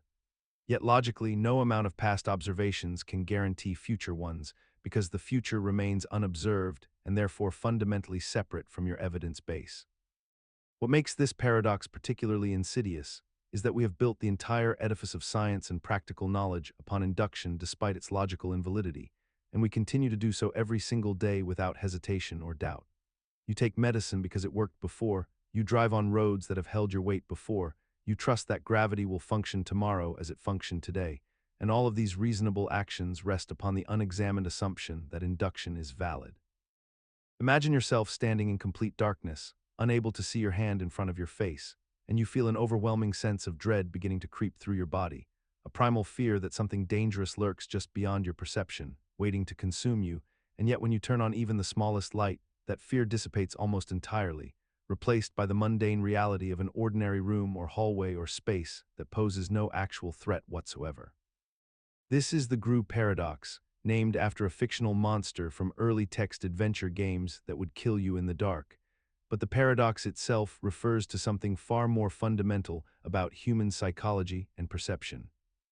The real situation at play here involves our evolutionary heritage and the way our brains process information in the absence of sensory data. Because for hundreds of thousands of years, our ancestors evolved in environments where darkness genuinely did pose mortal danger, where predators hunted under cover of night, and where visibility was survival. Our brains developed threat detection systems that became hyperactive in darkness, systems that would generate worst-case scenarios and amplify perceived danger in the absence of visual confirmation, creating an almost irresistible urge to imagine threats that do not actually exist. The psychological mechanism at work is called imagination inflation, where the absence of information paradoxically leads to the creation of increasingly vivid and terrifying mental scenarios. Because our minds abhor an informational vacuum and will fill that void with possibilities drawn from our memories of danger, our cultural conditioning through horror narratives, and our deepest instinctual fears. We are essentially frightened by the potential for danger rather than by any actual danger present, and this fear persists because our brains cannot distinguish between an imagined threat and a real one when we cannot see, triggering the same physiological responses of elevated heart rate and heightened alertness. What makes the grue paradox particularly interesting is how it endures despite our rational understanding that most modern spaces are safe, that the statistics of actual danger in the dark within our homes or familiar spaces are extraordinarily low, and yet this knowledge does almost nothing to diminish the feeling when we find ourselves in genuine darkness. Imagine a world where we have discovered that certain objects possess a peculiar property that we call grue, which means that the object is green if it has been observed before a particular time in the future, and blue if it has not been observed by that time. Now imagine we have examined countless emeralds throughout history, and every single emerald we have ever observed has been grue, displaying the green quality consistently without exception. Based on this accumulated evidence, we would naturally predict that the next emerald we discover will also be grue and therefore green. Yet there exists an equally valid way to describe the same evidence using an alternative property called bleen, which means an object is blue if observed before that same future time, and green if observed after. By this definition, all the emeralds we have previously examined would be bleen as well, since they were observed before the appointed future moment. This creates a logical paradox where two contradictory predictions are equally supported by the exact same evidence, both the prediction that future emeralds will be green and the prediction that they will be blue, yet obviously an emerald cannot be both colors simultaneously. The mechanism underlying this puzzle reveals something profound about the nature of induction and prediction themselves, for it demonstrates that the universe does not come prepackaged with natural categories and properties that our minds simply discover passively. Instead, our minds must impose structure and meaning onto observation, choosing which patterns to recognize and which properties to regard as fundamental or natural. We treat the property of greenness as more real and more predictively useful than the property of grueness, even though both describe the observed evidence equally well, because greenness aligns with how we have chosen to carve up reality into meaningful categories throughout our evolutionary history and cultural development. What makes this paradox particularly fascinating is that it has no solution in the traditional logical sense, no error in reasoning to identify and correct, no flaw in the argument that leads to the contradiction.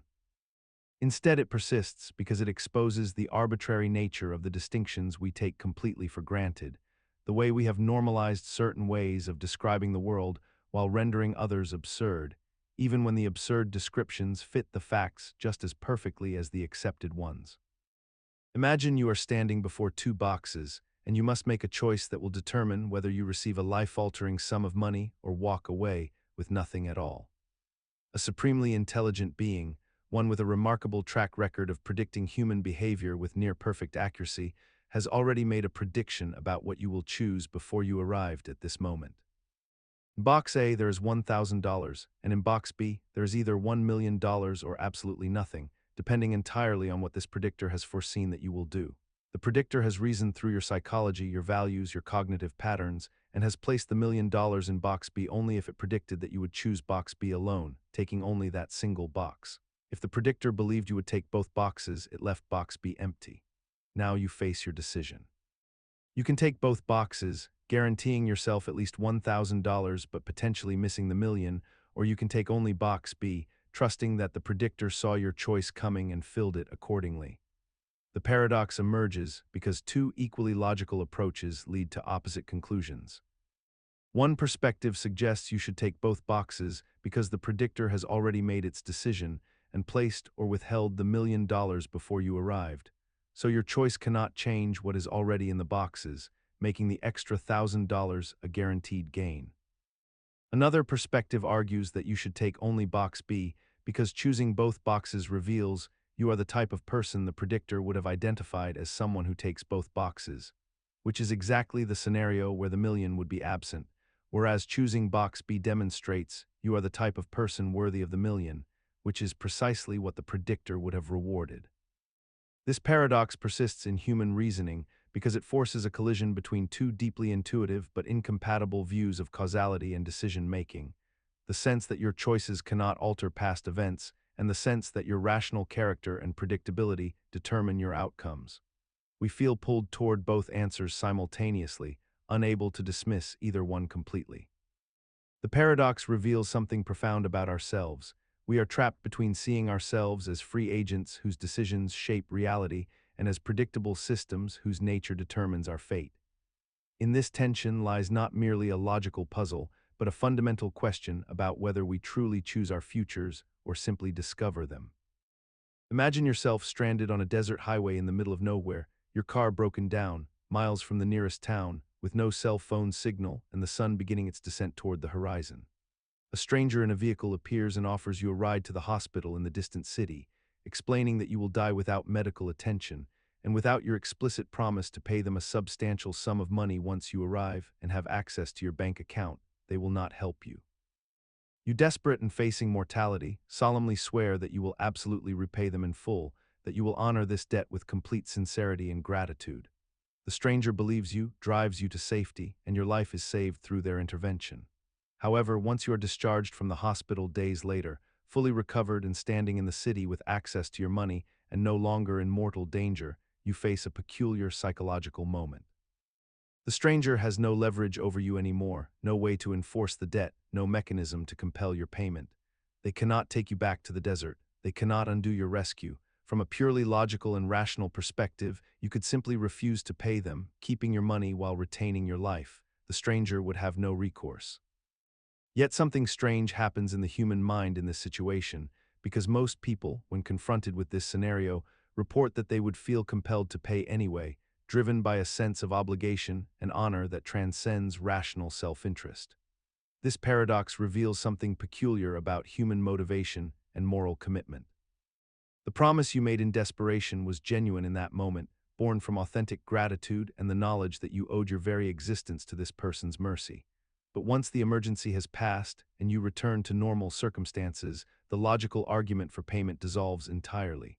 You no longer need the stranger. They have already provided the service, and they possess no power to punish you for breaking your word.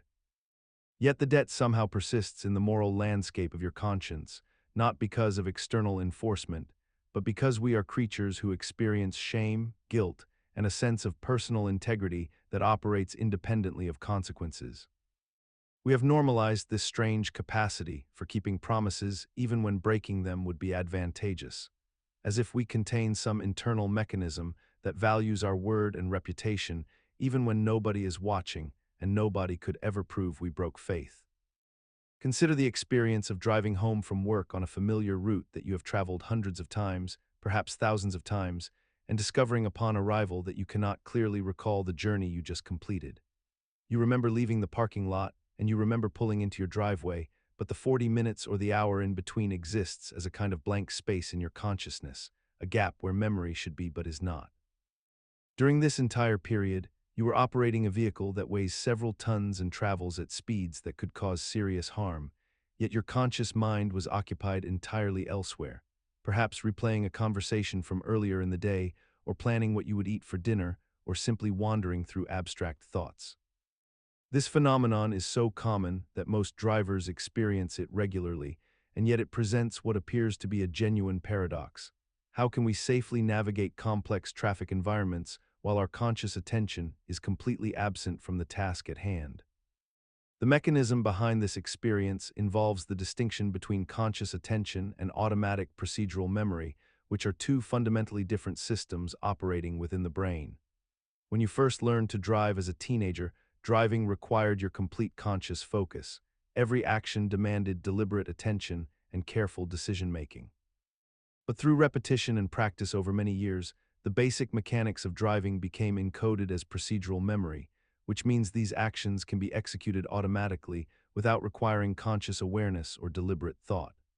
Your hands steer the wheel, your feet manage the pedals, and your eyes track the road ahead entirely through automatic processes that operate beneath the threshold of consciousness. Your brain is simultaneously handling the complex calculations required for speed control, lateral positioning, and hazard detection, while your conscious mind is free to wander entirely elsewhere. Yet this raises the question of how we navigate unexpected situations while in this state of absent consciousness. The answer involves a secondary system of automatic attention that monitors the environment for significant changes or anomalies, and should something unexpected occur, control rapidly returns to conscious awareness. If a car suddenly brakes ahead, if an animal enters the road, if traffic changes direction, your automatic systems detect the anomaly and immediately alert your conscious mind, which then takes over and handles the novel situation.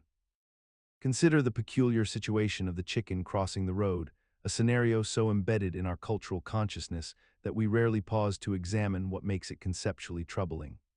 The chicken paradox emerges not from the act of crossing itself, but from the way we have constructed an entire category of humor around a premise that contains no actual logical inconsistency whatsoever. A chicken crossing a road is a perfectly ordinary occurrence requiring no explanation, yet we have collectively decided that this mundane event deserves investigation, analysis, and comedic elaboration.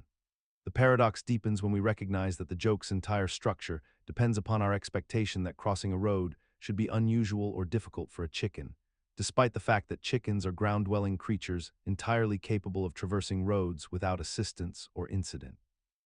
What we have actually done is take a completely explicable action and wrapped it in layers of cultural significance, treating the obvious reason why a chicken would cross a road, which is simply to reach the other side, as though it were a profound mystery requiring philosophical contemplation. The psychological mechanism operating here involves our tendency to find humor in the subversion of expectations.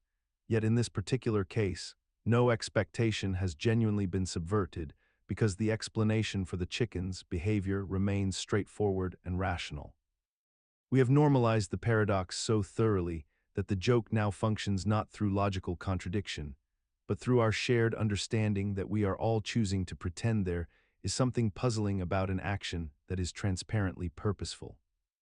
The chicken crossing the road has become a linguistic and cultural artifact that persists precisely because it contains no real paradox at all, only our collective agreement to treat the ordinary as extraordinary, to wrap the simple in layers of false complexity, and to find amusement in the gap between the trivial reality and our elaborate frameworks of questioning.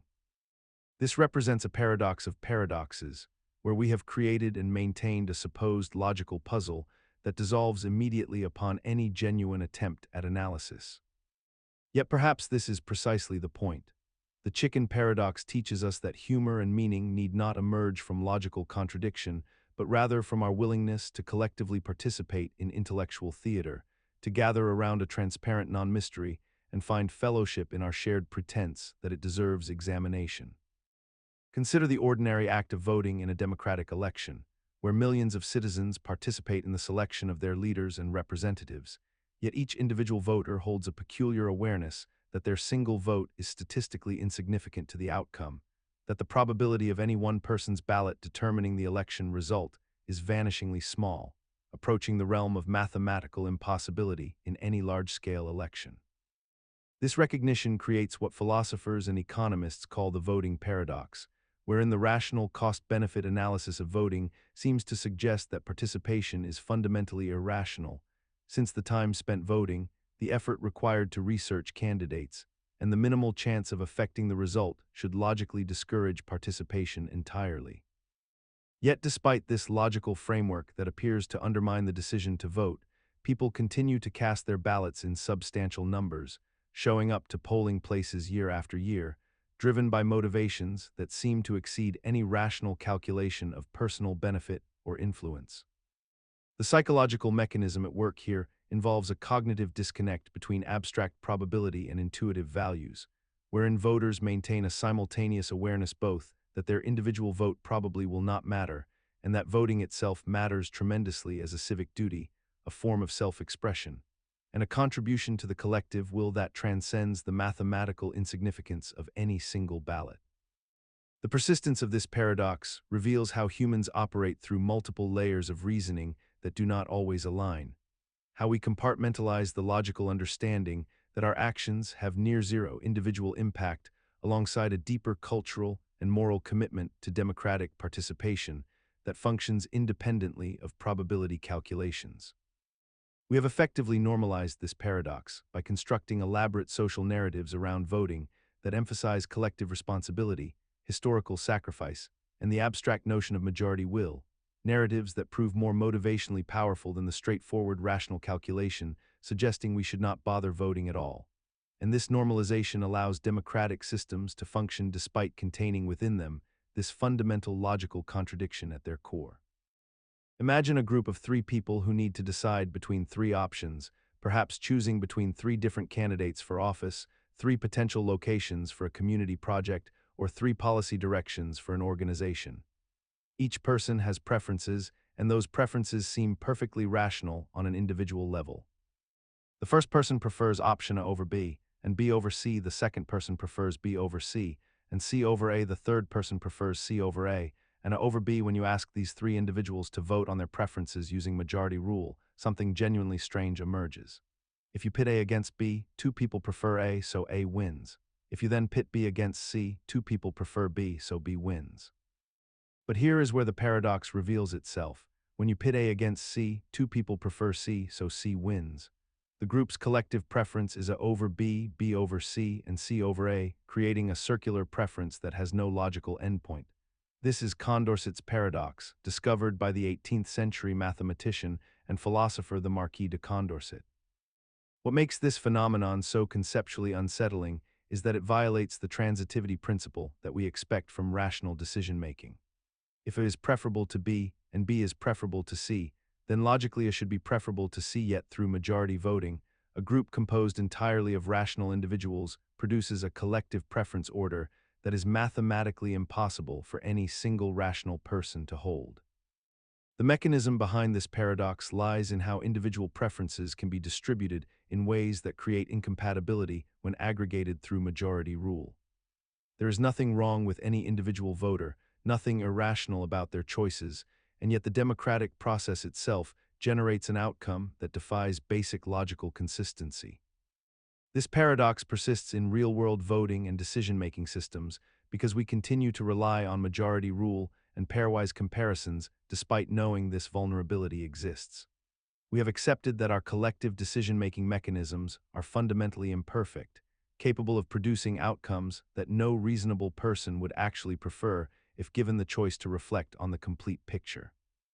The paradox endures not because we have failed to solve it, but because we have decided that majority rule, despite its logical flaws, remains our best available method for aggregating diverse preferences into collective action.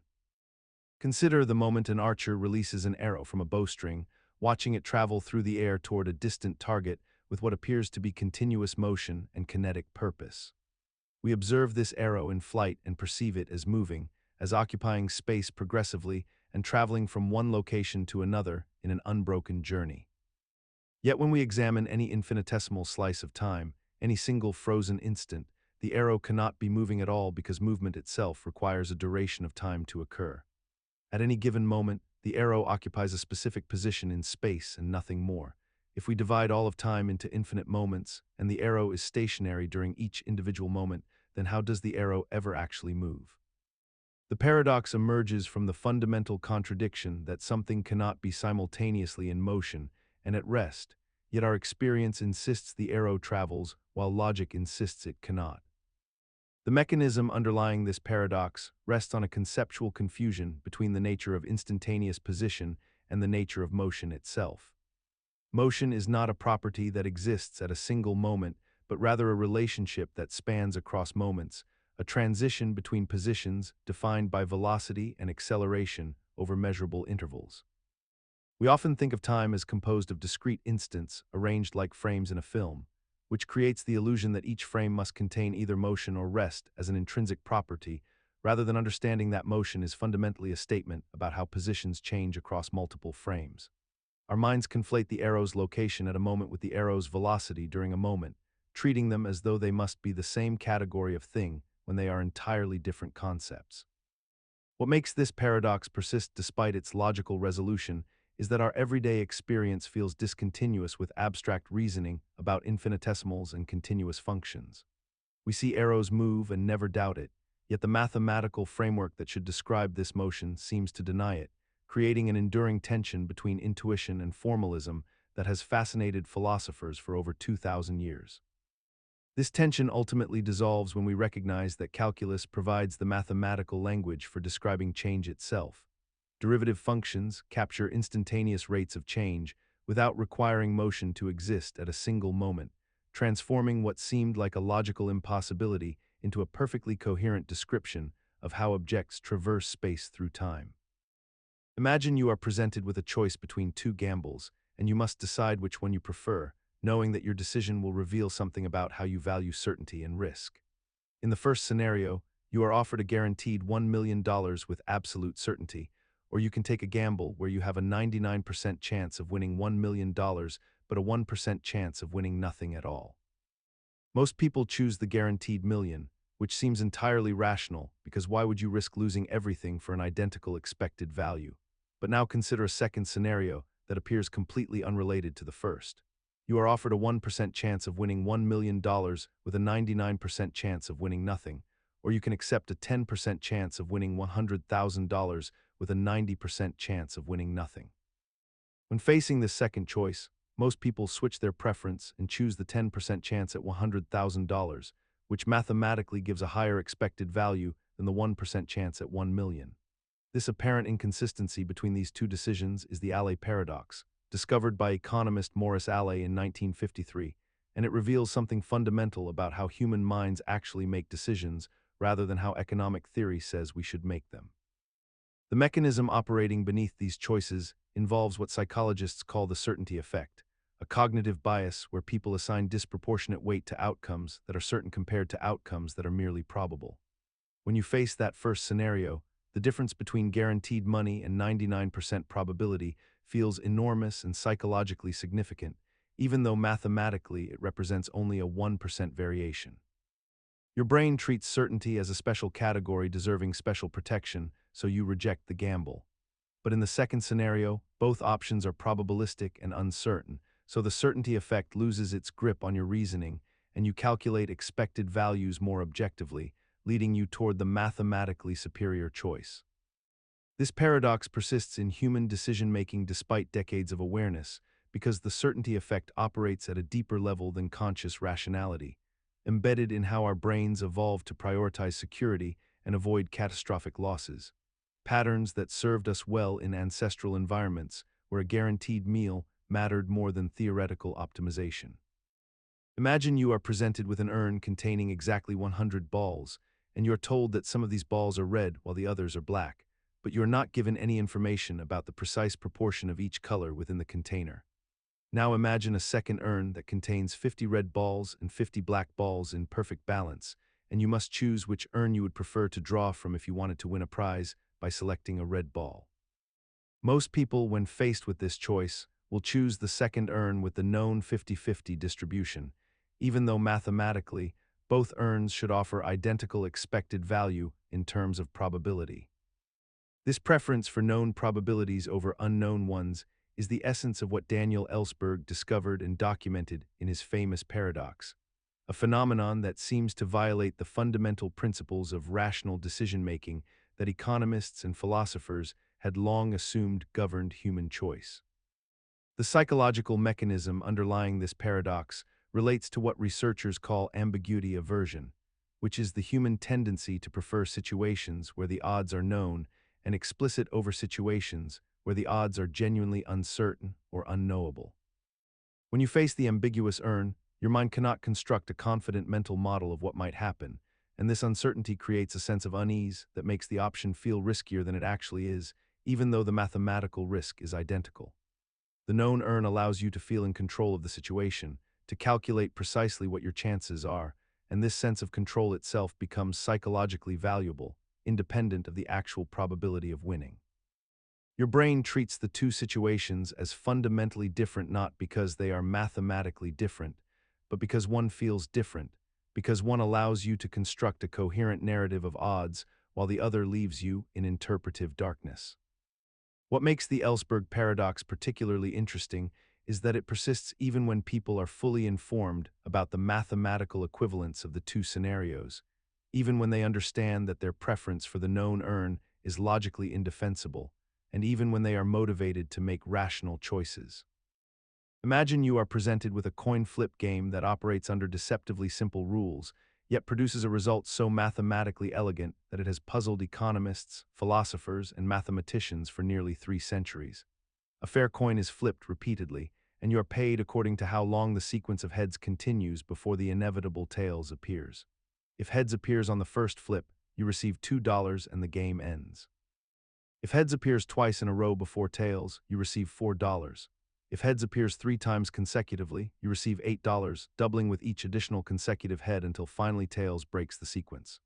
This means the expected value of playing this game, when calculated according to traditional probability theory, is actually infinite, since there is always a possibility, however remote, that the coin could land on heads indefinitely, producing a payout of infinite magnitude.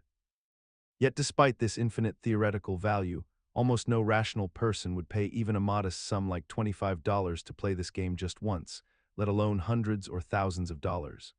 This is the St. Petersburg paradox, first formally articulated by Daniel Bernoulli in the 18th century, and it reveals a fundamental disconnect between mathematical expectation and human decision-making behavior. The paradox persists because expected value, while mathematically correct, fails to account for the actual psychological experience of diminishing returns and risk aversion that governs human choice. Each additional doubling of the payout becomes psychologically less valuable than the previous one, even though mathematically it should weigh equally in the calculation. We do not experience value linearly, we experience it logarithmically, where the difference between receiving $2 and $4 feels significant, but the difference between receiving $1 million and $2 million feels substantially less impactful to our well-being. Furthermore, the probability of reaching higher payouts decreases exponentially, making the likelihood of actually receiving these astronomical sums vanishingly small in practical terms. The paradox has never truly been resolved, only reframed through various lenses including risk aversion theory, utility functions, and bounded rationality. Yet it continues to illustrate how our intuitive sense of fair value diverges fundamentally from pure mathematical calculation, reminding us that numbers alone cannot capture the full texture of human decision-making. Imagine walking down a dimly lit street late at night when suddenly a stranger approaches you with a simple demand. They want your wallet, your phone, and anything else of value you might be carrying. The threat is immediate and visceral, and you face a peculiar moment of decision-making that philosophers have long found fascinating. You might consider trying to run, or you might comply, but what happens in that moment of calculation is precisely what Pascal's mugging attempts to describe, though the paradox reveals itself not in the streets, but in the architecture of how we value probability against potential outcomes. The scenario begins with an asymmetry of stakes that defies our ordinary sense of reasonable decision-making. The mugger might be bluffing about their intentions, might not actually be dangerous, might be deterred by resistance, yet the potential downside of noncompliance feels severe enough to override these uncertainties. This is the genuine mugging scenario, straightforward and resolved by simple cost-benefit analysis and self-preservation instinct. However, the philosophical paradox emerges when we extend this logic into increasingly improbable territory. Suppose the mugger threatens not just violence, but says they have supernatural powers to torture you infinitely in the afterlife unless you comply with increasingly absurd demands. The probability of this being true is vanishingly small, essentially zero from any rational perspective. Yet if we plug it into a simple expected value calculation, where we multiply the probability by the magnitude of the potential harm, an infinitely large harm multiplied by any non-zero probability produces an infinitely large expected value. According to this logic, you should comply with virtually any demand, no matter how trivial the mugger's request, because the potential downside of an infinite punishment dwarfs any finite loss you might suffer. This is where the paradox reveals its absurdity, for it suggests that we should reorganize our entire lives around protecting ourselves against infinitesimally unlikely but infinitely catastrophic scenarios. The mechanism driving this paradox is a failure of our probabilistic reasoning at the extremes, combined with the mathematical behavior of infinity when introduced into calculations involving expected values. Our intuitions about probability break down when contemplating events so unlikely they approach zero, and our brains struggle to properly weight them against ordinary concerns.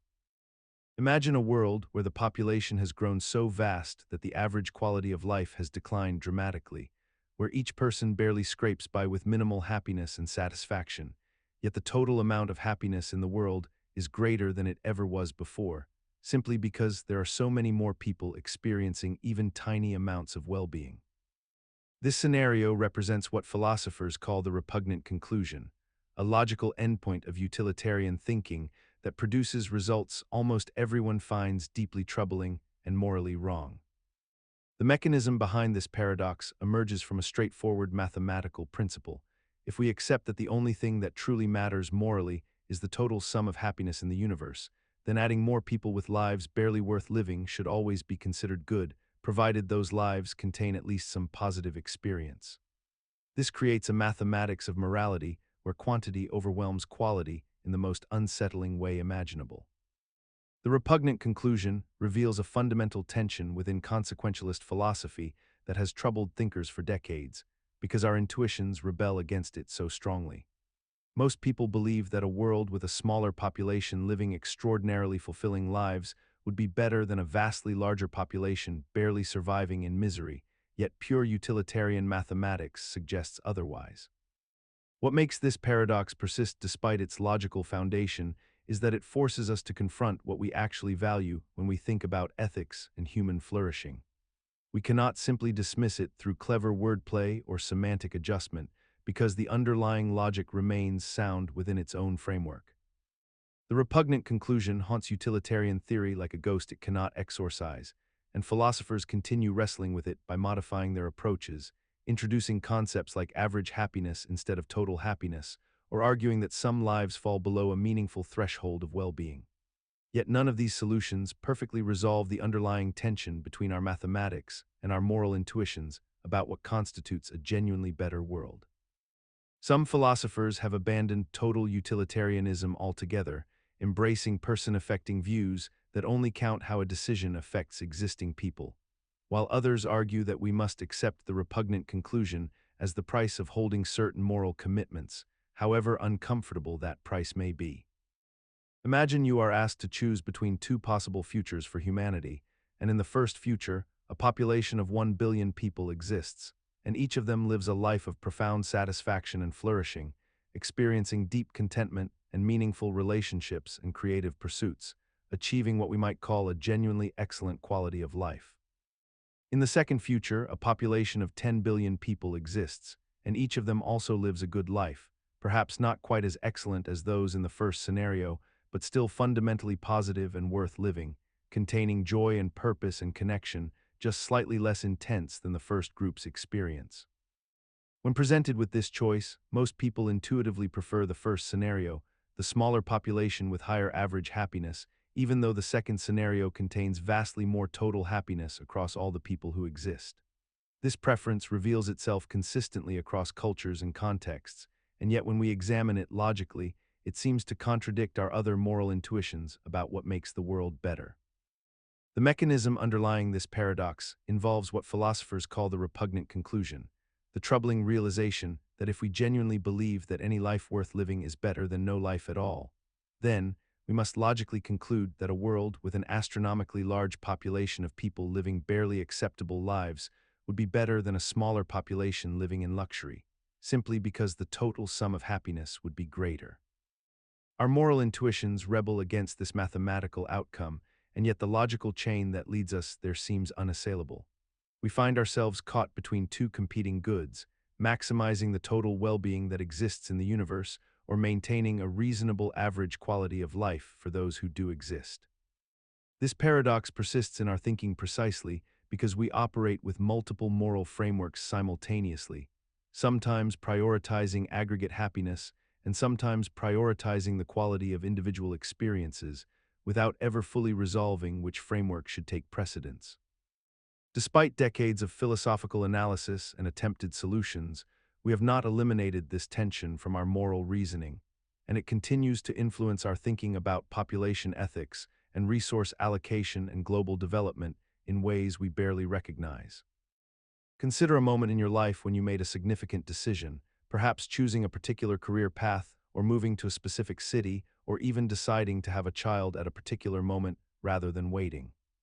Now imagine that if you had made a different choice in that moment, a completely different set of events would have unfolded, leading to entirely different people existing in your future. The non-identity problem asks us to grapple with this peculiar philosophical puzzle. If your choice would have resulted in different people existing, can that choice actually harm those people who do exist, since without that choice, they would never have existed at all?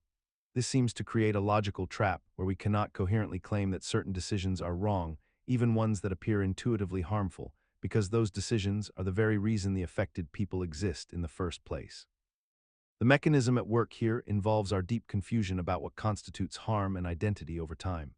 We typically understand harm as making someone worse off than they would have been in an alternative scenario, yet with identity-affecting choices, there is no alternative scenario in which the harmed person exists at all. They owe their very existence to the decision we're evaluating, which means we cannot say they are worse off, since the counterfactual comparison fails to include them. This creates a strange logical knot where our moral intuitions pull in one direction while our reasoning pulls in another, leaving us unable to construct a coherent ethical framework that accounts for decisions that affect which people come into existence. What makes this problem particularly subtle and persistent is that we continue to make moral judgments about such decisions despite lacking a clear logical foundation for those judgments. Parents instinctively feel that certain choices about when or whether to have children matter morally. Medical professionals struggle with questions about which embryos to implant, and society at large grapples with policies affecting future generations. Yet beneath these practical concerns lies this fundamental logical impossibility, a paradox that seems to undermine the very moral language we use to discuss such profoundly important decisions, and we navigate this terrain anyway, accepting the contradiction as part of the human condition. Perhaps this is where philosophy meets pragmatism. We acknowledge the logical gap while proceeding anyway, trusting that some moral truths may be too important to abandon simply because we cannot perfectly articulate them. Imagine standing in front of a large pile of sand on a beach, and imagine that someone begins removing individual grains one at a time from the top of that pile, placing them carefully into a bucket beside it. After removing the first grain, you would still confidently call what remains a heap, a substantial accumulation of sand particles bound together by their sheer quantity and collective presence. After removing the second grain, the remaining pile is still unmistakably a heap in every meaningful sense. After removing the third grain, the fourth, the fifth, and so on through dozens and then hundreds of removals, the collection continues to meet all the criteria we would use to identify it as a heap. Yet if we continue this process indefinitely, removing grain after grain after grain, we eventually arrive at a point where only a single grain of sand remains sitting alone on the beach, and at this moment, no reasonable person would call a solitary grain of sand a heap. The paradox emerges from this gradient of removal. Since removing one single grain cannot transform a heap into a non-heap, since the difference between 100,000 grains and 99,999 grains is negligible and insufficient to change the fundamental category of the object, we must confront a logical impossibility. If each individual removal does not alter the essential nature of the collection, then by the principle of mathematical induction, the original heap should still qualify as a heap even after all grains have been removed, yet our intuition and our language rebel against this conclusion. The mechanism underlying this paradox operates through the nature of vague predicates, words and concepts that lack sharp boundaries in the real world. The term heap does not correspond to a precise mathematical threshold where exactly 1,000 grains constitute a heap and 999 do not. Instead, heaps exist within a spectrum of ambiguity, a zone of indeterminacy where our language fails to provide clear answers about categorization. Our minds have developed a remarkable capacity to function despite this inherent vagueness in nearly every category we use, from colors to ages to emotions. Yet when we examine these categories through the lens of formal logic, we discover that our everyday language was never designed to provide the kind of precision that logical systems demand. Consider a man with a full head of hair standing before you with complete and undeniable coverage across his scalp, and then imagine removing a single strand from his head. In this moment, he remains unmistakably not bald, for the loss of one hair cannot possibly transform a person from having hair to not having hair. Now remove another strand, and he is still not bald, and then another, and still he possesses hair, and then continue this process indefinitely, removing one hair at a time, observing that at no point during any single removal does the transition occur from being a person with hair to being a bald person. Yet we know with absolute certainty that if we continue this process until he has 0 hairs remaining on his head, he will undeniably be bald, and this apparent contradiction between the logical progression and the observable endpoint creates the fundamental tension of what philosophers call the bald paradox or the Sorites paradox as it applies to baldness. The mechanism underlying this puzzle operates through the nature of vague predicates, which are terms like bald, tall, old, or rich that lack precise boundaries or definitions, rather than words like prime number or unmarried, which contain strict logical borders. Our language evolved to describe the world with fuzzy categories because the world itself often presents gradations and continuums rather than discrete categories. And so we developed words that accommodate approximate boundaries because precision in everyday speech would be unnecessarily burdensome. When we use the word bald, we do not typically refer to a man who has lost precisely 97,324 hairs, because this level of specificity would be absurd and impossible to measure. And instead we maintain an intuitive understanding that baldness exists on a spectrum, yet we also treat baldness as a binary state in our actual usage, dividing the world into those who are bald and those who are not. The paradox persists because we have never truly resolved the fundamental question of where exactly the boundary lies, and we have chosen instead to simply accept this ambiguity and continue speaking as though the boundary were precise and knowable. Consider the peculiar journey of a human thumb across an entire lifetime, beginning as a soft and delicate digit on an infant's hand and concluding as a weathered, scarred appendage on an elderly person's body. Throughout this decades-long existence, nearly every cell that composed that thumb at birth has been replaced multiple times over, yet we continue to call it the same thumb, the same body part, as though continuity persists where none truly exists. The skin has shed and regenerated, the bones have undergone remodeling through microscopic fractures and repairs, the muscles have atrophied and rebuilt themselves, and even the very fingerprint has been worn down by countless hours of use and friction against the world. If we were to examine the thumb of a 70-year-old person and compare it at the cellular level to the thumb of that same person at age 7, we would find virtually no original biological material remaining. Yet society, medicine, and the individual themselves all refer to this as the continuous same thumb without hesitation or philosophical concern. The mechanism underlying this persistent confusion stems from our deeply embedded need to impose continuity and identity upon the constantly changing landscape of our physical forms. As our consciousness experiences itself as a unified thread moving through time, and therefore we project this sense of singular identity onto our bodies even when the empirical evidence suggests otherwise. We have become so accustomed to this paradox that we have essentially normalized the impossible, treating bodily continuity as an obvious fact rather than a conceptual framework we have collectively agreed upon and accepted without examination. This acceptance allows us to function in daily life without constantly confronting the unsettling reality that the person looking back at us in the mirror is, at the most fundamental biological level, a completely different collection of atoms and cells than the person who existed merely 7 years ago. And yet we maintain our sense of self, our memories, our identity, and our claim to ownership over our appendages as though they were the same permanent fixtures we were born with. Creating a comfortable illusion that persists because questioning it would require us to fundamentally rethink what it means to be a continuous self in a universe of constant material transformation. Consider the peculiar phenomenon of an argument that grows larger and more heated not because new information has emerged or positions have shifted substantially, but simply because both parties continue to speak, continue to defend, and continue to elaborate on points that were already made in their opening statements. Two people begin with a disagreement about something relatively contained, perhaps a decision about where to spend an evening or how to interpret a comment that was made in passing. And yet, as they continue to discuss it, the argument expands in scope and intensity, despite the fact that neither person has actually introduced a fundamentally different perspective than what they presented initially.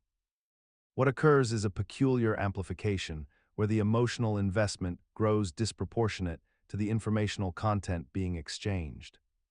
The mechanism behind this paradox operates through a psychological process sometimes called commitment escalation, wherein the longer someone argues a position, the more psychologically invested they become in that position, not because the position itself has become more valid or more important, but because defending it becomes intertwined with their sense of self and their need to avoid appearing inconsistent or foolish.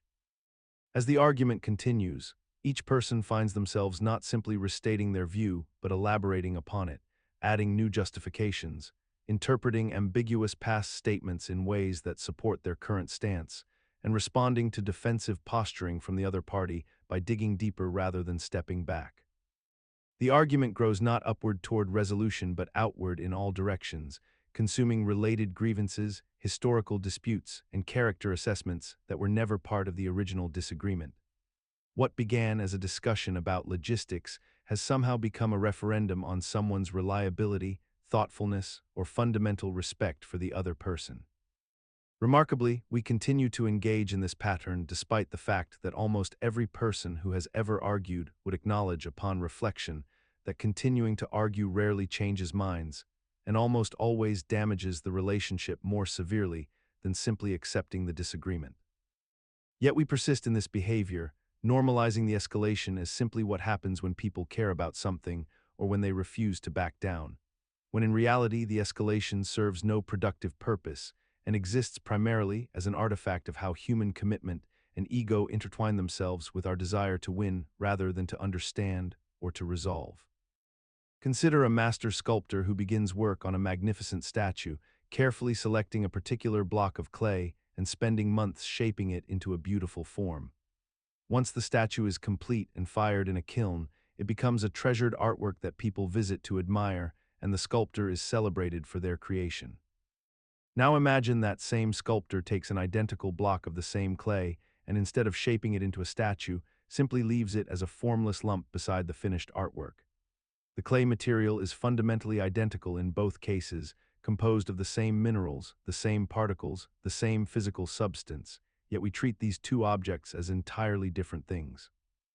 We protect the statue, display it in museums, insure it for enormous sums of money, and consider it worthy of preservation for centuries, while we regard the lump of clay as worthless and uninteresting, something we might discard or use for a completely different purpose. The logical puzzle here emerges from recognizing that the statue is still made of clay, still composed of the same matter, still vulnerable to breaking and returning to formlessness, yet we grant it an entirely different ontological status and value simply because of its shape and the intentional arrangement of its particles.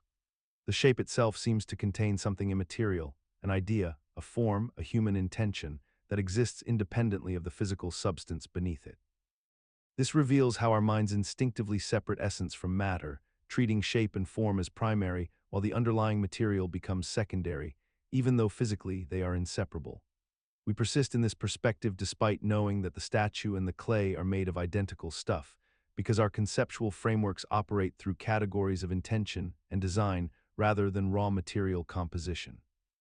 The paradox dissolves when we acknowledge that we live in a world organized by meaning, not merely by molecules, yet we remain troubled by the fact that meaning seems to overlay rather than replace physical reality. This tension between material and meaning permeates far beyond sculpture. We see it in how we preserve a loved one's handwritten letter as irreplaceable while discarding an identical printed copy, or how we value an original painting infinitely more than a perfect replica, even though our eyes perceive no physical difference. In each case, we are not merely responding to matter, but to the invisible weight of human intention, history, and authenticity that we somehow sense dwelling within it. Imagine scheduling an appointment with your cable provider for a service visit, and you're told that the technician will arrive sometime between 9 in the morning and 5 in the evening, a window of 8 full hours during which you must remain home and available, unable to pursue your own obligations or errands, waiting in a state of suspended anticipation for someone whose arrival time cannot be narrowed down further despite living in an age of precise GPS tracking and real-time location sharing. This is the cable guy paradox, and it persists as one of the most frustrating and yet universally accepted contradictions of modern consumer life, wherein companies possess all the technological capacity to provide exact arrival times, yet continue to offer only vague half-day windows that demand we restructure our entire existence around their convenience rather than our own. The mechanism behind this paradox operates on several interconnected levels, beginning with the economic reality that service providers have calculated the cost-benefit of maintaining flexibility in their scheduling routes, as precision would require additional administrative overhead and potentially necessitate compensating customers for lateness or broken windows. Furthermore, there exists a subtle power dynamic at play wherein the service provider has established themselves as the scarce resource that the customer must accommodate, inverting the traditional consumer relationship where the business adapts to serve the customer, rather than the customer adapting their life to serve the business. The psychological component amplifies this paradox through our own internalized acceptance of this arrangement, as we have been conditioned over decades to view such 8-hour windows as standard and reasonable, rather than as an extraordinary imposition on our time and agency, normalizing the idea that our availability must be infinite and open-ended, while their precision can remain deliberately vague.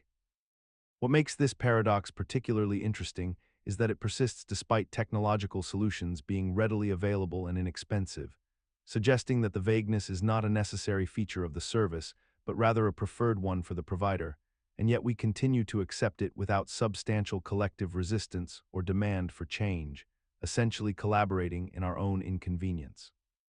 Consider the famous Goldbach conjecture, one of mathematics' oldest unsolved problems, which posits that every even integer greater than 2 can be expressed as the sum of two prime numbers, a statement so deceptively simple that it feels like it should have been proven centuries ago, yet despite its elegant formulation and the efforts of countless mathematicians across generations, it remains unproven to this day, creating a peculiar psychological paradox where the very accessibility and simplicity of the conjecture itself becomes a source of profound cognitive dissonance. The paradox emerges not from the mathematics itself, but from our intuitive expectations about how mathematics should work, for we have been conditioned to believe that simple problems should have simple solutions, and that a statement comprehensible to a curious teenager ought to be provable by the world's greatest mathematical minds. Yet here, we find ourselves confronted with something that defies this expectation entirely. When we look at the Goldbach conjecture, we can verify it for millions upon millions of even numbers through computation alone, watching as pairs of primes accumulate endlessly without exception, which creates a false sense of obviousness that makes the lack of proof feel somehow wrong or paradoxical, as though the universe is playing a trick on us by showing us something that appears so patently true, while simultaneously withholding the logical pathway to demonstrate its truth. The mechanism behind this paradox lies in a fundamental mismatch between empirical observation and mathematical proof, where the abundance of confirming evidence creates a cognitive illusion that the problem must be trivial, leading mathematicians and interested observers alike to experience a strange, suspended state of certainty without justification. A state where we feel we know something to be true even as we acknowledge we cannot know it, cannot prove it, cannot access the underlying reason for its apparent universality. This paradox persists because we have normalized the gap between verification and proof in our thinking, accepting that empirical evidence need not translate to logical certainty, yet simultaneously maintaining an intuitive resistance to this principle when confronted with such a simple and elegant conjecture, making the easy Goldbach paradox a mirror reflecting our deepest assumptions about simplicity, truth, and the relationship between what we can observe and what we can actually know with certainty. Imagine you are watching a horse race, and you decide to place a bet on which horse will win, and as the race unfolds before your eyes, you begin to notice something peculiar about the way you are perceiving the outcome, for you have already decided with certainty which horse will cross the finish line first, yet you continue to watch the race as though the outcome remains uncertain, as though your conviction about the winner has no bearing on what will actually occur. This is the essence of the horse race paradox, a phenomenon where our belief in a predetermined outcome coexists uncomfortably with our behavior that suggests we genuinely do not know what that outcome will be. The paradox emerges from a fundamental confusion between knowledge and determination, between what we believe will happen and what we believe can happen, for we operate simultaneously in two contradictory mental states without fully recognizing the contradiction. When you bet on a horse because you are certain it will win, you are making a prediction based on analysis, intuition, or information you possess, yet you continue to feel suspense. You continue to experience the race as if the result hangs in the balance, even though your conviction suggests you already know the answer.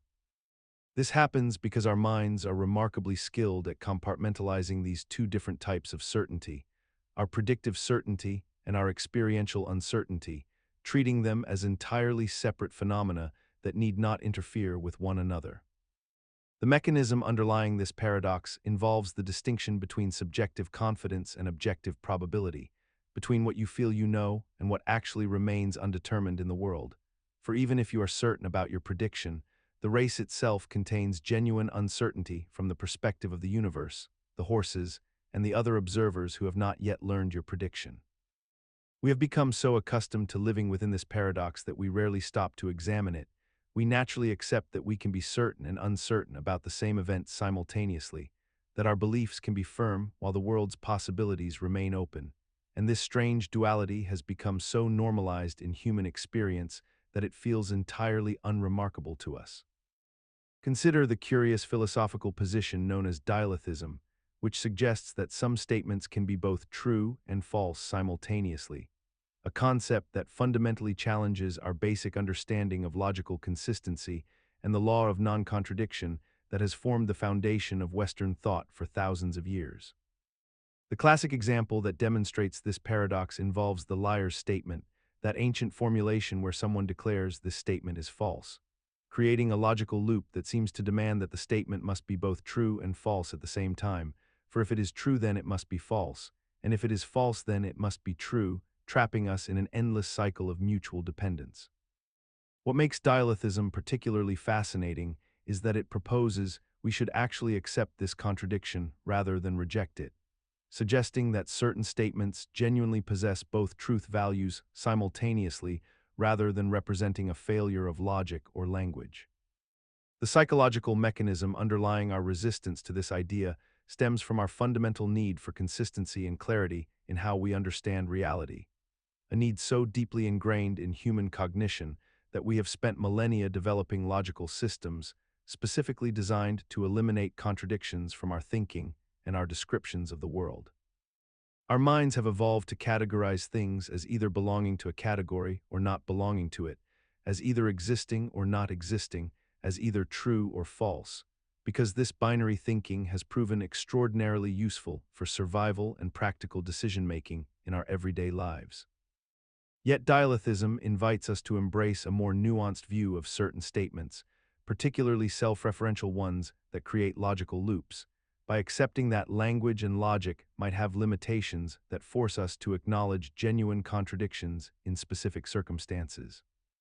The persistence of this paradox in philosophical discourse reflects our ongoing struggle with the boundaries between language and reality, between the symbols we use to describe the world and the world itself, a struggle that becomes increasingly apparent when we examine statements that refer to themselves or create circular logical structures. We have largely normalized the existence of dialectic paradoxes by compartmentalizing them as philosophical curiosities, rather than confronting what they might mean about the fundamental coherence of our logical systems and our ability to perfectly describe reality through language alone. Imagine a person standing before you who makes a simple statement about themselves: "I am telling the truth right now." On the surface, this seems entirely innocuous, a straightforward declaration of honesty that we encounter countless times in everyday conversation. Yet when you begin to examine this statement with logical precision, something peculiar emerges from the structure itself. If the statement is true, then the person is indeed telling the truth, which means the statement accurately reflects reality. But if the statement is false, then the person is not telling the truth, which would mean they are lying about telling the truth, yet this lie would paradoxically make the statement true. The statement loops back upon itself in a way that seems to deny both confirmation and denial simultaneously. The mechanism at work here involves what logicians call self-reference, where a proposition makes a claim about its own truth value. Our minds are accustomed to handling statements that refer to external facts. It is raining outside can be verified by looking through a window. The Earth orbits the Sun can be confirmed through astronomical observation. These statements point outward to a world beyond themselves. But when a statement turns inward and attempts to describe itself, the familiar rules of verification seem to dissolve. We become caught in a recursive loop where evaluating the truth of the statement requires us to already know its truth value, yet we cannot determine that value without first understanding whether the statement is true. What makes this paradox particularly interesting is not that it represents an actual logical impossibility in the way that contradictions like "this statement is false" do, but rather that it exposes the limitations of how we think about truth and self-reference. We have normalized the idea that any statement can be evaluated as either true or false, yet the truth-teller paradox reveals that statements about themselves occupy a strange middle ground.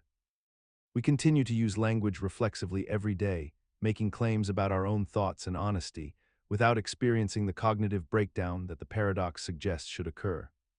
This persistence demonstrates how our minds have adapted to function despite these underlying logical quirks, treating self-referential statements as meaningful even when their truth conditions remain perpetually ambiguous and unresolvable. Consider the scenario where two people have established a relationship built entirely on mutual deception, each one knowing that the other lies consistently, and each one also knowing that the other knows they themselves are a liar.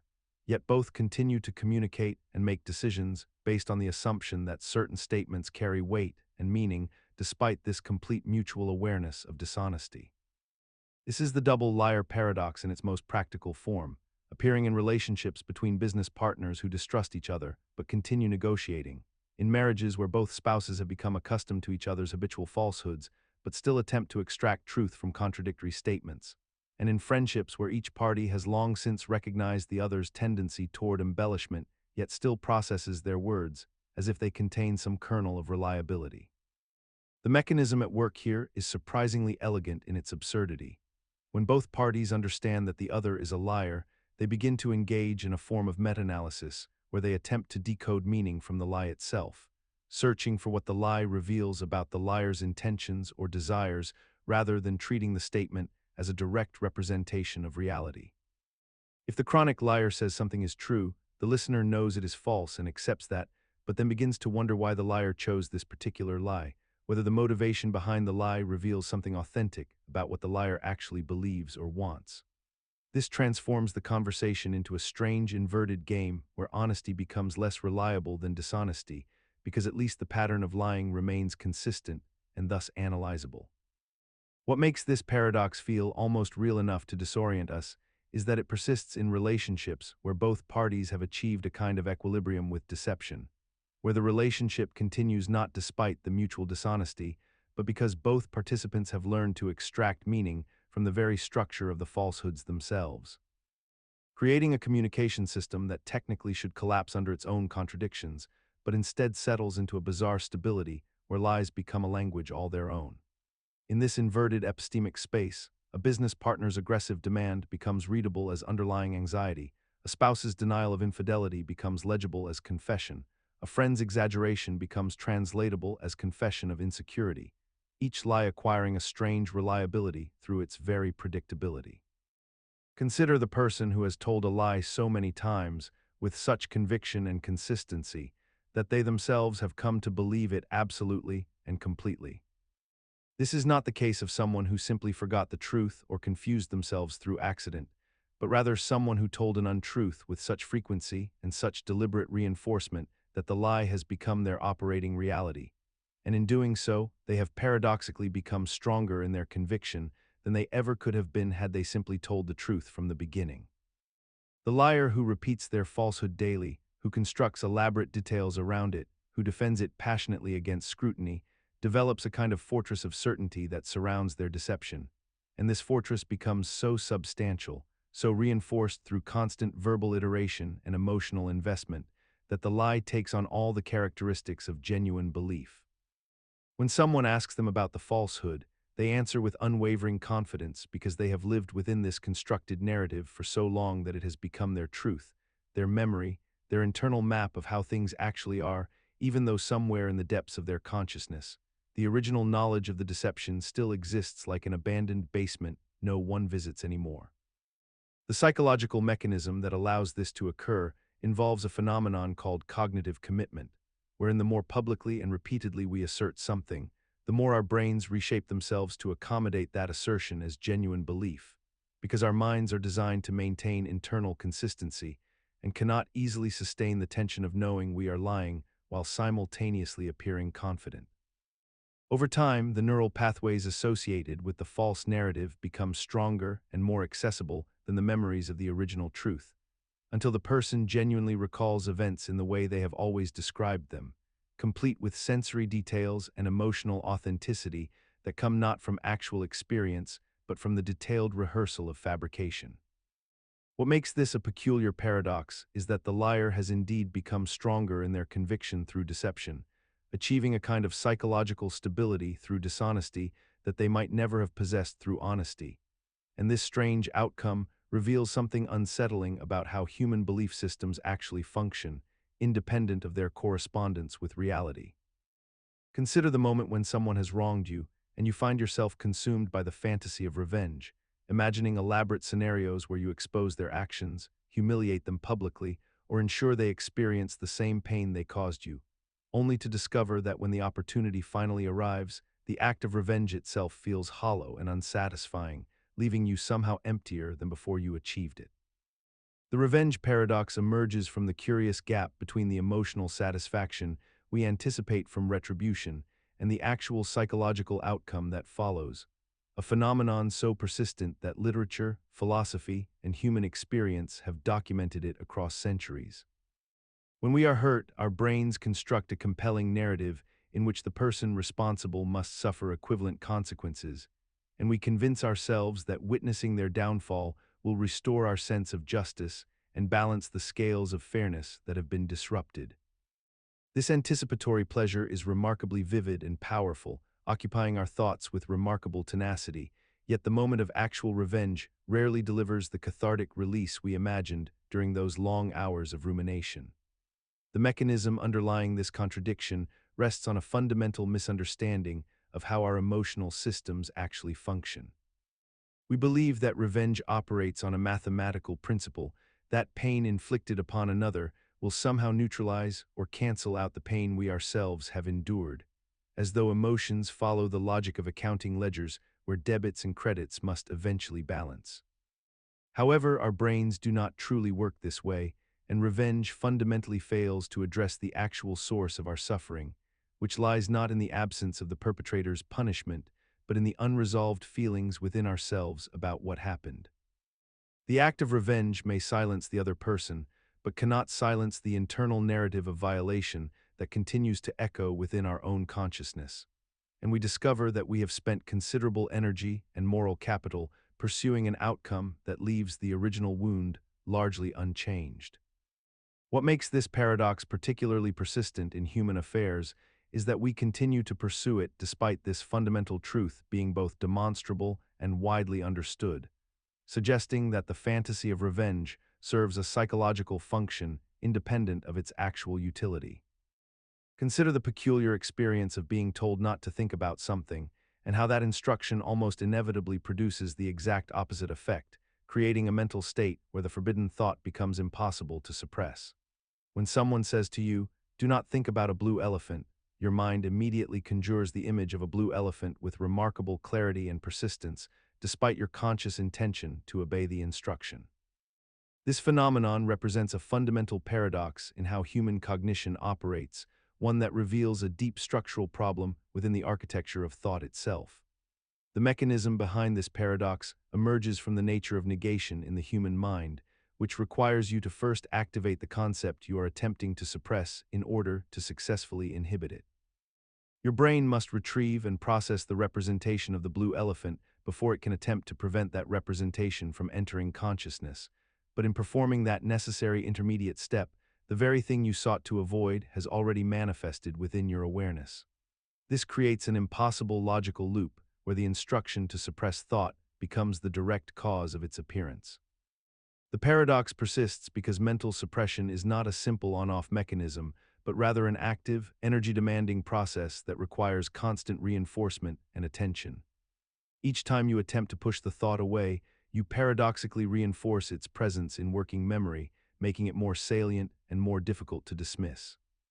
What makes this paradox particularly interesting is that we have become so accustomed to its operation in our daily lives that we rarely question its fundamental illogic.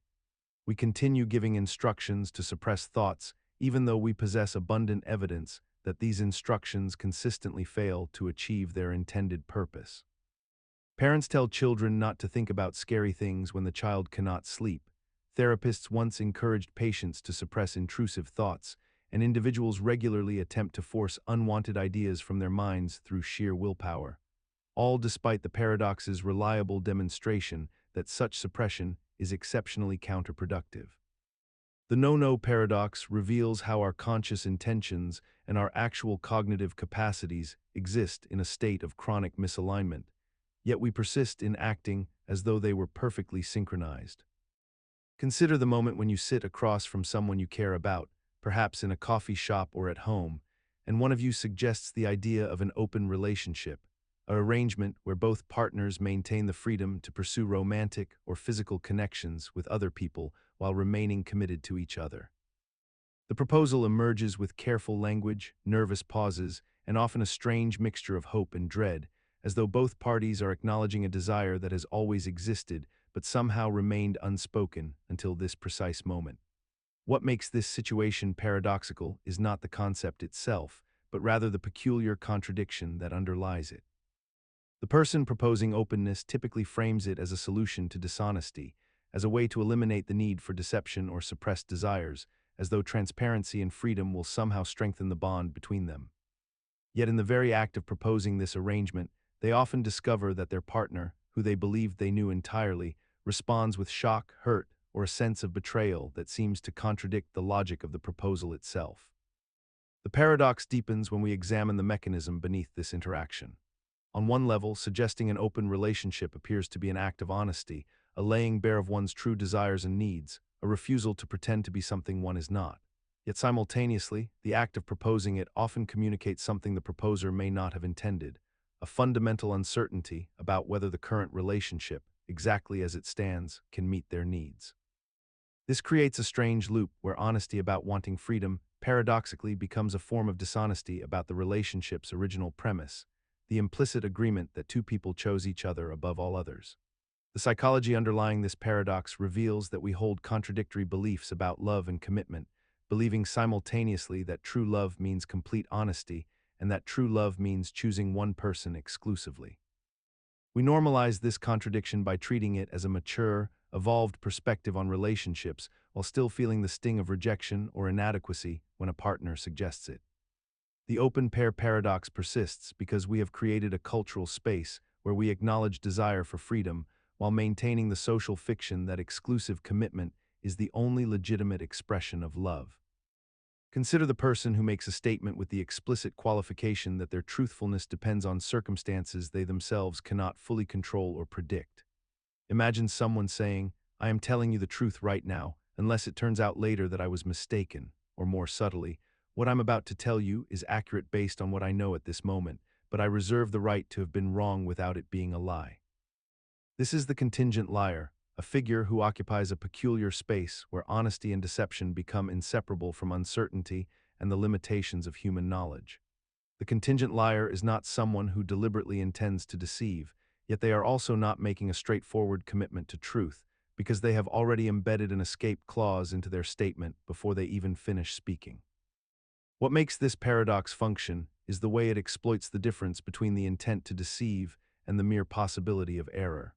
When you tell someone something with genuine belief in its accuracy, you are making an implicit contract about your epistemic responsibility, but the contingent liar has already announced that this contract is conditional and revocable.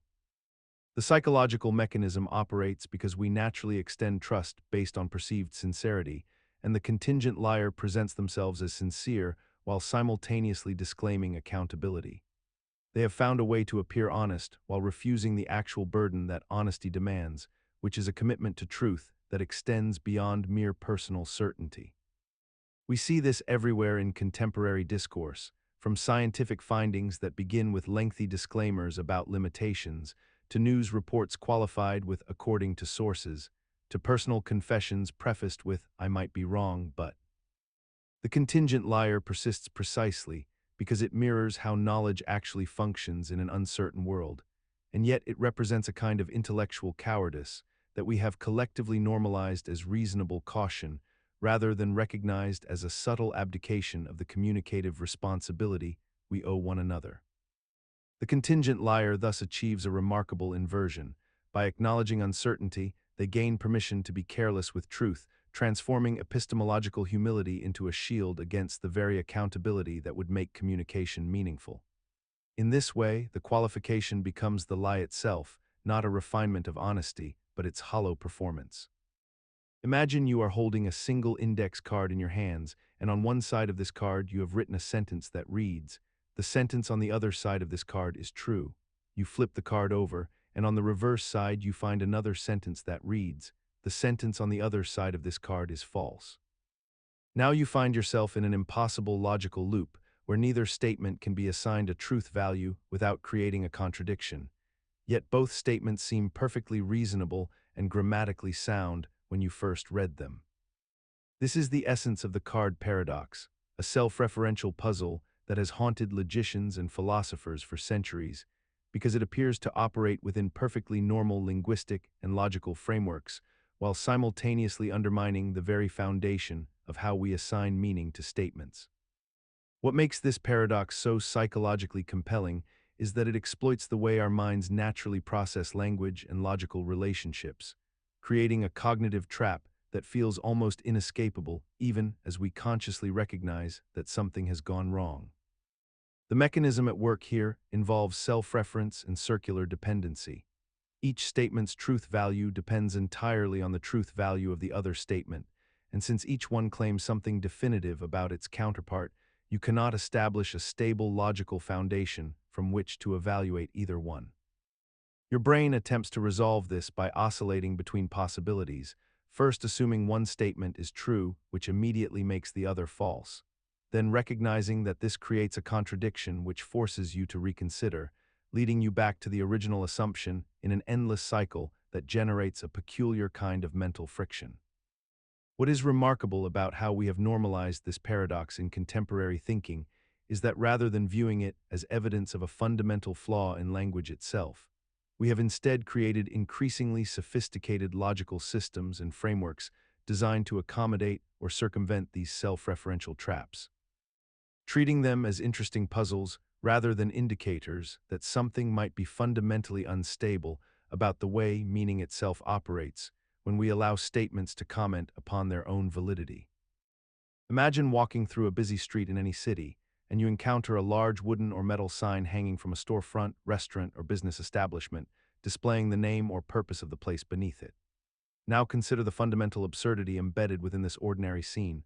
The sign exists to tell you what the building is, yet the building itself already tells you what it is through its very existence, its location, and the countless other visual cues surrounding it.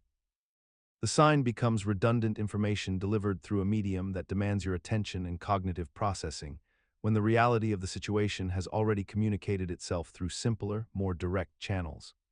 This is the signboard paradox, a peculiar intersection of human communication where we create external markers to represent internal identities that already exist without representation. The psychological mechanism underlying this paradox stems from our deep-seated need to externalize meaning and make implicit information explicit, as though something is not real or legitimate unless it has been formally announced to the world. We have collectively agreed that a business requires a sign the way a person requires a name, transforming what should be an optional communication tool into a mandatory symbol of existence and legitimacy. The sign serves less as information and more as reassurance, a psychological anchor that makes us feel the establishment is official, real, and worthy of our attention. What makes this paradox particularly interesting is how thoroughly normalized it has become, to the point where a business without a sign appears suspicious, illegitimate, or perhaps deliberately exclusive, even though the lack of signage changes nothing about the actual quality or legitimacy of what occurs within those walls. We have so completely internalized the requirement for external markers that we now interpret their absence as meaningful, when in fact we have simply created a system where absence itself becomes a statement. The sign paradox reflects our broader human tendency to privilege formalized communication over direct perception, and to believe that things must be announced to be true, despite reality operating quite independently of our declarations. Consider the peculiar moment when you hold a postcard in your hands, perhaps one depicting a scenic landscape or an iconic landmark from a place you have visited or wish to visit, and you find yourself reading the handwritten message on the back while simultaneously looking at the photograph on the front, and you realize that you are holding an object whose primary function has become almost entirely obsolete. Yet it persists in our world with remarkable cultural significance and emotional weight. The postcard represents a form of communication that emerged in the 19th century as a practical solution to the problem of sending brief messages across distances without the formality of a full letter, and it functioned admirably for over a century as a way for travelers to quickly inform loved ones of their arrival or safe passage. But in our contemporary age of instant digital communication, where photographs can be transmitted across the globe in milliseconds and messages can reach anyone anywhere at any moment, the postcard should by all logical reasoning have disappeared entirely from human existence. Yet postcards continue to be printed in vast quantities, continue to be purchased by tourists at gift shops and market stalls, continue to be written upon and deposited into postal systems, and continue to arrive at mailboxes days or weeks after being sent, delivering news that is no longer urgent and photographs that could have been shared instantly through any number of platforms. The mechanism that sustains this paradox operates on several psychological levels simultaneously, for the postcard has transcended its original utilitarian purpose and become something far more subtle and emotionally resonant. When a person selects a postcard from dozens or hundreds of options, they are not primarily motivated by the practical goal of conveying information, because any information that could be handwritten on a postcard could be communicated far more efficiently through digital means, but rather they are engaging in a deliberate and almost ritualistic act of making an intentional choice, of slowing down, of acknowledging that someone is worth the effort of writing, purchasing a stamp, and waiting for physical delivery through space and time. Imagine a physicist standing in a laboratory, looking at experimental results that seem to contradict a well-established scientific theory. The prediction was clear, the measurements were precise, and yet reality refused to cooperate.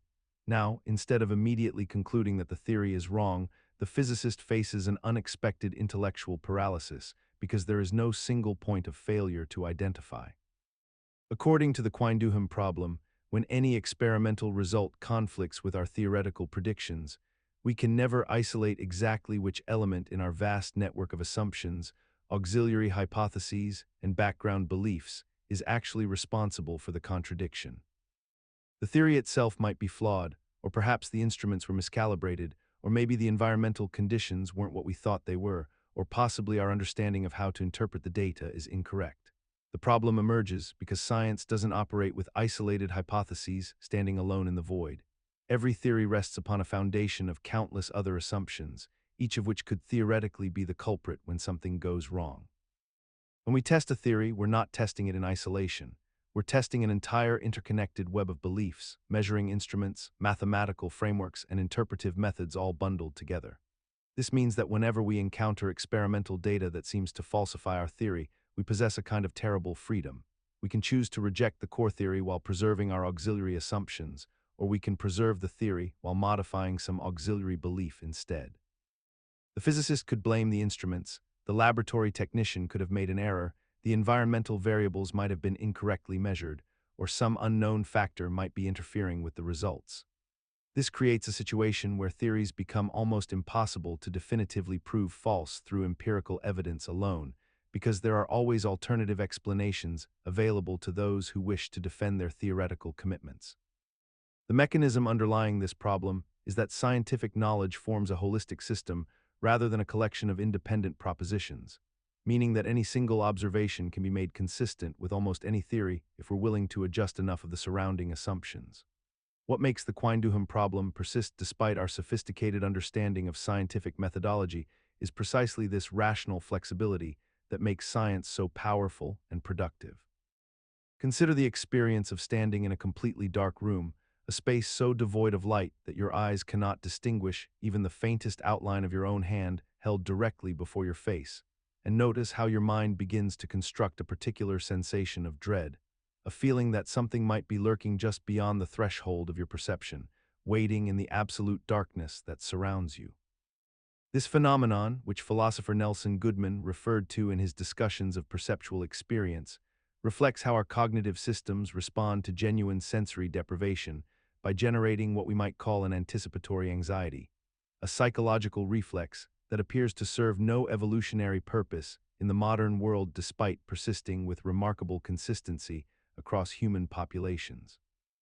The mechanism operates through a fundamental disconnect between what we actually know and what we emotionally experience. You may possess complete intellectual certainty that you are alone in an empty room with nothing present except furniture and walls, yet simultaneously experience an undeniable visceral unease, a tension in your shoulders, and a quickening of your breath that contradicts your rational understanding of the situation. This occurs because your brain, evolved to process visual information as a primary source of threat assessment, begins to fill the absence of visual data with imaginative scenarios, essentially hallucinating potential dangers in the void where sensory information fails to arrive, creating what we might describe as a phantom threat that serves no actual protective function.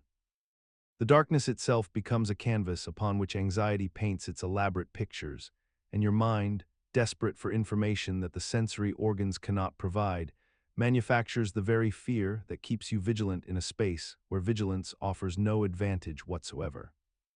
What makes Goodman's grue particularly fascinating as a pseudo-paradox is that we continue to experience this dread even as adults who fully comprehend its illusory nature.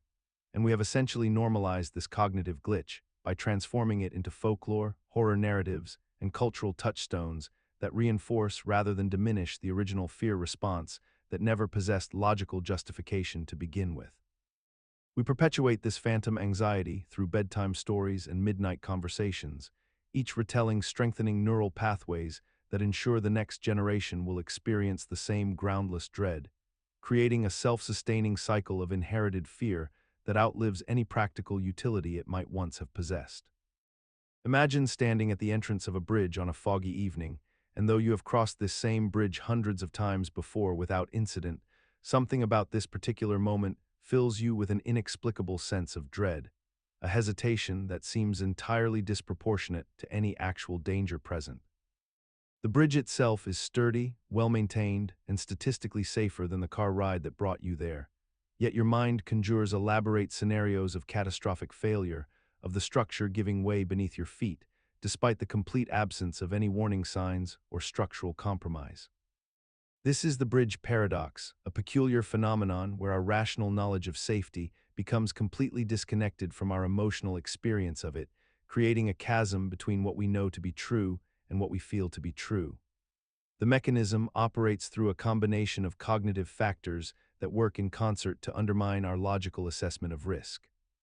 First, there exists what psychologists call the abstraction gap, wherein the bridge represents not merely a physical structure, but rather a symbolic threshold, a liminal space between two states where our sense of control feels diminished and our vulnerability feels heightened. The bridge paradox also emerges from what neuroscientists recognize as an evolutionary holdover, a vestigial fear response that once served our ancestors well in genuinely precarious environments, but now activates inappropriately in objectively safe situations, flooding our nervous system with cortisol and adrenaline based on ancestral threat patterns rather than contemporary reality. Additionally, our minds engage in what is known as availability bias, wherein we disproportionately weight the memorable bridge disasters we have read about or seen depicted in films against the millions of uneventful bridge crossings that occur daily and leave no impression upon our consciousness. What makes the bridge paradox particularly insidious is that we have collectively normalized this contradiction, treating it as though it were an inherent feature of human psychology rather than recognizing it as a systematic failure of our threat assessment mechanisms to calibrate appropriately to modern environments. We have accepted that many people will feel genuine terror while crossing a perfectly sound structure, and we have even developed accommodations for this accepted irrationality, from emotional support animals to therapeutic interventions, all while the bridge stands unchanged, awaiting the 1,000th crossing that will finally convince us that safety is not merely statistical but tangible. Imagine a court pronouncing a final judgment upon a condemned prisoner, one that seems to contain within itself a logical impossibility that nevertheless proceeded to be carried out throughout history with remarkable regularity and without anyone stopping to question its fundamental contradictions. The execution paradox presents us with a scenario in which a person is sentenced to death by a particular method, but the conditions of that sentence contain an embedded logical trap that appears to make the execution either impossible, meaningless, or self-defeating. The most famous historical version of this paradox involved rulers who would declare that a condemned person would be executed in a manner determined by their own prediction about what would happen to them, creating a self-referential loop that collapses in on itself. Consider the prisoner who is told they will be executed tomorrow, but they will be executed by a method that they cannot possibly predict or anticipate, yet if they successfully predict the method, they will be pardoned instead. This creates a logical knot in which the very act of trying to execute the sentence according to its rules makes the sentence impossible to execute, yet throughout history, authorities found ways around such paradoxes through various interpretations and legal frameworks. The psychological mechanism operates through our tendency to trust institutional pronouncements and established procedures even when they contain logical flaws, because we believe that powerful institutions would not issue orders they could not carry out. We rarely stop to examine whether a declared authority actually possesses the logical coherence it claims, and instead we simply assume that someone in the chain of command has already resolved such apparent contradictions. This paradox persists in our modern world not as literal execution orders, but as embedded in various institutional procedures and policies that contain logical contradictions that we navigate around implicitly without fully acknowledging them, accepting their authority despite their fundamental incoherence, and trusting that the system knows what it is doing even when its own rules appear to contradict themselves in ways that would make compliance impossible. We accept employment contracts with mutually exclusive expectations, follow regulations that contradict each other, and submit to institutional demands that cannot simultaneously be satisfied, all while maintaining faith that the system's internal contradictions are somehow intentional features rather than fatal flaws. Imagine walking through a city street at night and seeing a figure ahead of you wearing a dark hoodie, face obscured, hands in pockets, walking at an unhurried pace. Your body tenses, your walking speed shifts. You cross the street or slow down to create distance. Your heart rate increases slightly. You become hyper-aware of your surroundings, of where your valuables are, of escape routes. This reaction is immediate and largely involuntary, yet the person ahead has done nothing threatening whatsoever. They may be a teenager heading home from school, a worker leaving a late shift, or someone simply trying to stay warm on a cold evening. Yet the hood itself, the obscured face, the casual posture has triggered a threat response in you that feels justified and reasonable. The mechanism behind this phenomenon is rooted in how our brains process visual information and make rapid risk assessments. A covered face removes crucial data points that we use to evaluate trustworthiness and intent. We are pattern-matching creatures, constantly comparing new information against stored memories and cultural narratives. The hooded figure has become, through countless crime dramas, news reports, security footage, and shared cultural anxieties, a symbol of potential danger. Our brain doesn't evaluate whether this particular hooded figure is actually dangerous. Instead, it activates a protective protocol based on surface-level pattern matching. The hood becomes a visual shorthand for concealment, for someone with something to hide, for potential threat. This is efficient threat detection, or at least it feels that way to us. What makes this paradox particularly fascinating is that the hoodie itself is a completely innocent and practical garment, yet we have collectively imbued it with menace through repetition and cultural reinforcement. A person wearing a hoodie in daylight at a beach seems entirely unremarkable, but the same hoodie worn by the same person at night in an urban setting transforms in our perception without any actual change in the wearer's behavior or intent. We have constructed a paradox where the object itself remains neutral, but context and cumulative cultural narrative have made it menacing. The hooded man persists as a figure of fear not because hooded men are statistically more dangerous, but because we have collectively agreed, through media, through shared storytelling, through the repetition of certain images over others, that they represent a particular kind of threat. Consider the scenario where you witness a masked man committing a crime in a darkened street, and later you are asked whether your friend John could be that masked man, and you reply with certainty that it cannot possibly be John because you know John well and you would recognize him if you saw him. Yet this reasoning contains a fundamental logical error that has persisted through centuries of philosophical discourse. The masked man fallacy, also known as the intentional fallacy, emerges from a peculiar confusion between what we know about objects themselves and what we know about the descriptions we use to identify those objects. When you see the masked criminal, you do not see John's face, you see an unfamiliar masked figure, and from this you conclude that the masked man is not John, but what you have actually observed is that the masked man does not match your description of John as someone you would recognize, not that the masked man is logically impossible to be John. The mechanism underlying this fallacy involves the substitution of identicals, which is a fundamental principle in logic stating that if two things are identical, then whatever is true of one must be true of the other. Yet the fallacy occurs when we treat two different ways of knowing or describing the same thing as though they must have identical properties. Your knowledge of John derives from seeing his face, hearing his voice, and sharing experiences with him over time, creating a rich network of associations and memories. But your knowledge of the masked man derives solely from a brief observation of a figure obscured by a mask. And these are not actually different pieces of knowledge about different entities, but rather two incomplete perspectives on potentially the same person viewed through entirely different epistemological lenses. The fallacy persists because our minds naturally organize information through descriptions and categories, and we become deeply invested in these organizational systems, treating the descriptions themselves as though they were the primary reality rather than merely tools for organizing our understanding of reality. We have normalized this error to such an extent that it appears in formal logic textbooks, in philosophical arguments about the nature of identity and change, and in everyday reasoning where we feel absolutely certain that our descriptions of things capture their essential nature. Yet the masked man fallacy reminds us that certainty about what we can perceive of something tells us nothing definitive about what that thing fundamentally is when viewed from a different angle or under different conditions.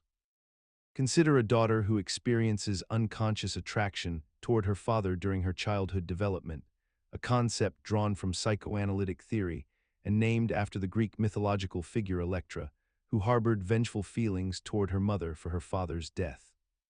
The paradox emerges when we examine what psychoanalysts originally proposed as a universal developmental stage that supposedly mirrors the Oedipal complex observed in boys. Yet the evidence for its actual occurrence and psychological necessity has proven remarkably elusive throughout decades of clinical observation and empirical research. The theory suggests that young girls naturally develop an attraction to their fathers while simultaneously experiencing jealousy or resentment toward their mothers, and that successfully navigating this phase is essential for healthy psychological development and the formation of appropriate adult relationships. However, the paradox deepens when we recognize that this proposed universal mechanism operates almost entirely in the realm of theory rather than observable reality. As countless individuals develop entirely normally and form healthy relationships without ever experiencing these theorized unconscious impulses, and many people report no memory or indication of such dynamics having occurred during their formative years. The mechanism behind this paradox likely involves the tendency of early psychological theories to extrapolate from limited clinical populations and mythological archetypes, then retroactively impose these frameworks onto normal development in ways that create the illusion of universal applicability. Therapists working from this theoretical orientation became adept at interpreting various childhood behaviors and family dynamics through the lens of the Electra complex, effectively finding evidence for the phenomenon because they were specifically looking for it and interpreting ambiguous information in ways that confirmed their expectations. The persistence of this paradox demonstrates how deeply theoretical frameworks can become embedded within academic and clinical discourse, even when their foundational assumptions lack robust empirical support, and how the mere existence of a named psychological concept can convince generations of practitioners and patients alike that they are observing something real and necessary, when in fact they may simply be participating in an elaborate interpretive system that imposes meaning onto ordinary human development in ways that feel profound but remain largely unfalsifiable. Consider the peculiar logical trap known as the Horn's paradox, a medieval philosophical puzzle that operates through the mechanics of negation and implicit assumption in language itself. Imagine a scenario where someone presents you with a seemingly innocent question: have you stopped beating your wife? The structure of this question contains within it an unstated presupposition, a hidden assumption that demands your attention, for regardless of how you answer, whether you say yes or no, you appear to validate the premise that you were indeed beating your wife at some point in the past. If you answer affirmatively, you admit to the behavior and merely claim cessation, while if you answer negatively, you suggest that you continue the behavior even now. This logical snare operates by embedding a false premise so deeply within the question's grammatical structure that extracting yourself from it requires metacognitive awareness and careful linguistic deconstruction. The paradox appears to trap you between two equally damaging responses, each one forcing you into an admission of guilt, regardless of the truth of the underlying situation. In real communication, this mechanism appears constantly in how we construct questions, accusations, and conversational traps, whether intentionally or unconsciously, and it reveals something fundamental about how language can weaponize assumptions against truth. The Horn's paradox persists in our discourse because we rarely pause to examine the presuppositions embedded in questions before we respond to them, and because our natural conversational instinct is to provide direct answers rather than deconstruct the framework of inquiry itself. We have normalized this linguistic vulnerability by accepting questions at face value, by treating the grammatical structure as neutral rather than as a potential carrier of hidden content, and by failing to recognize that sometimes the appropriate response is not to choose between the offered options, but to reject the presupposition that makes the question possible at all, to step outside the trap entirely rather than struggle within its confines. The most effective defense against such traps is therefore to develop what might be called presuppositional literacy, the ability to identify and articulate the hidden assumptions embedded in questions before committing ourselves to an answer, and to recognize that saying, "I need to reject the premise of your question," is not evasion but clarification, a reassertion of truth over the architecture of entrapment.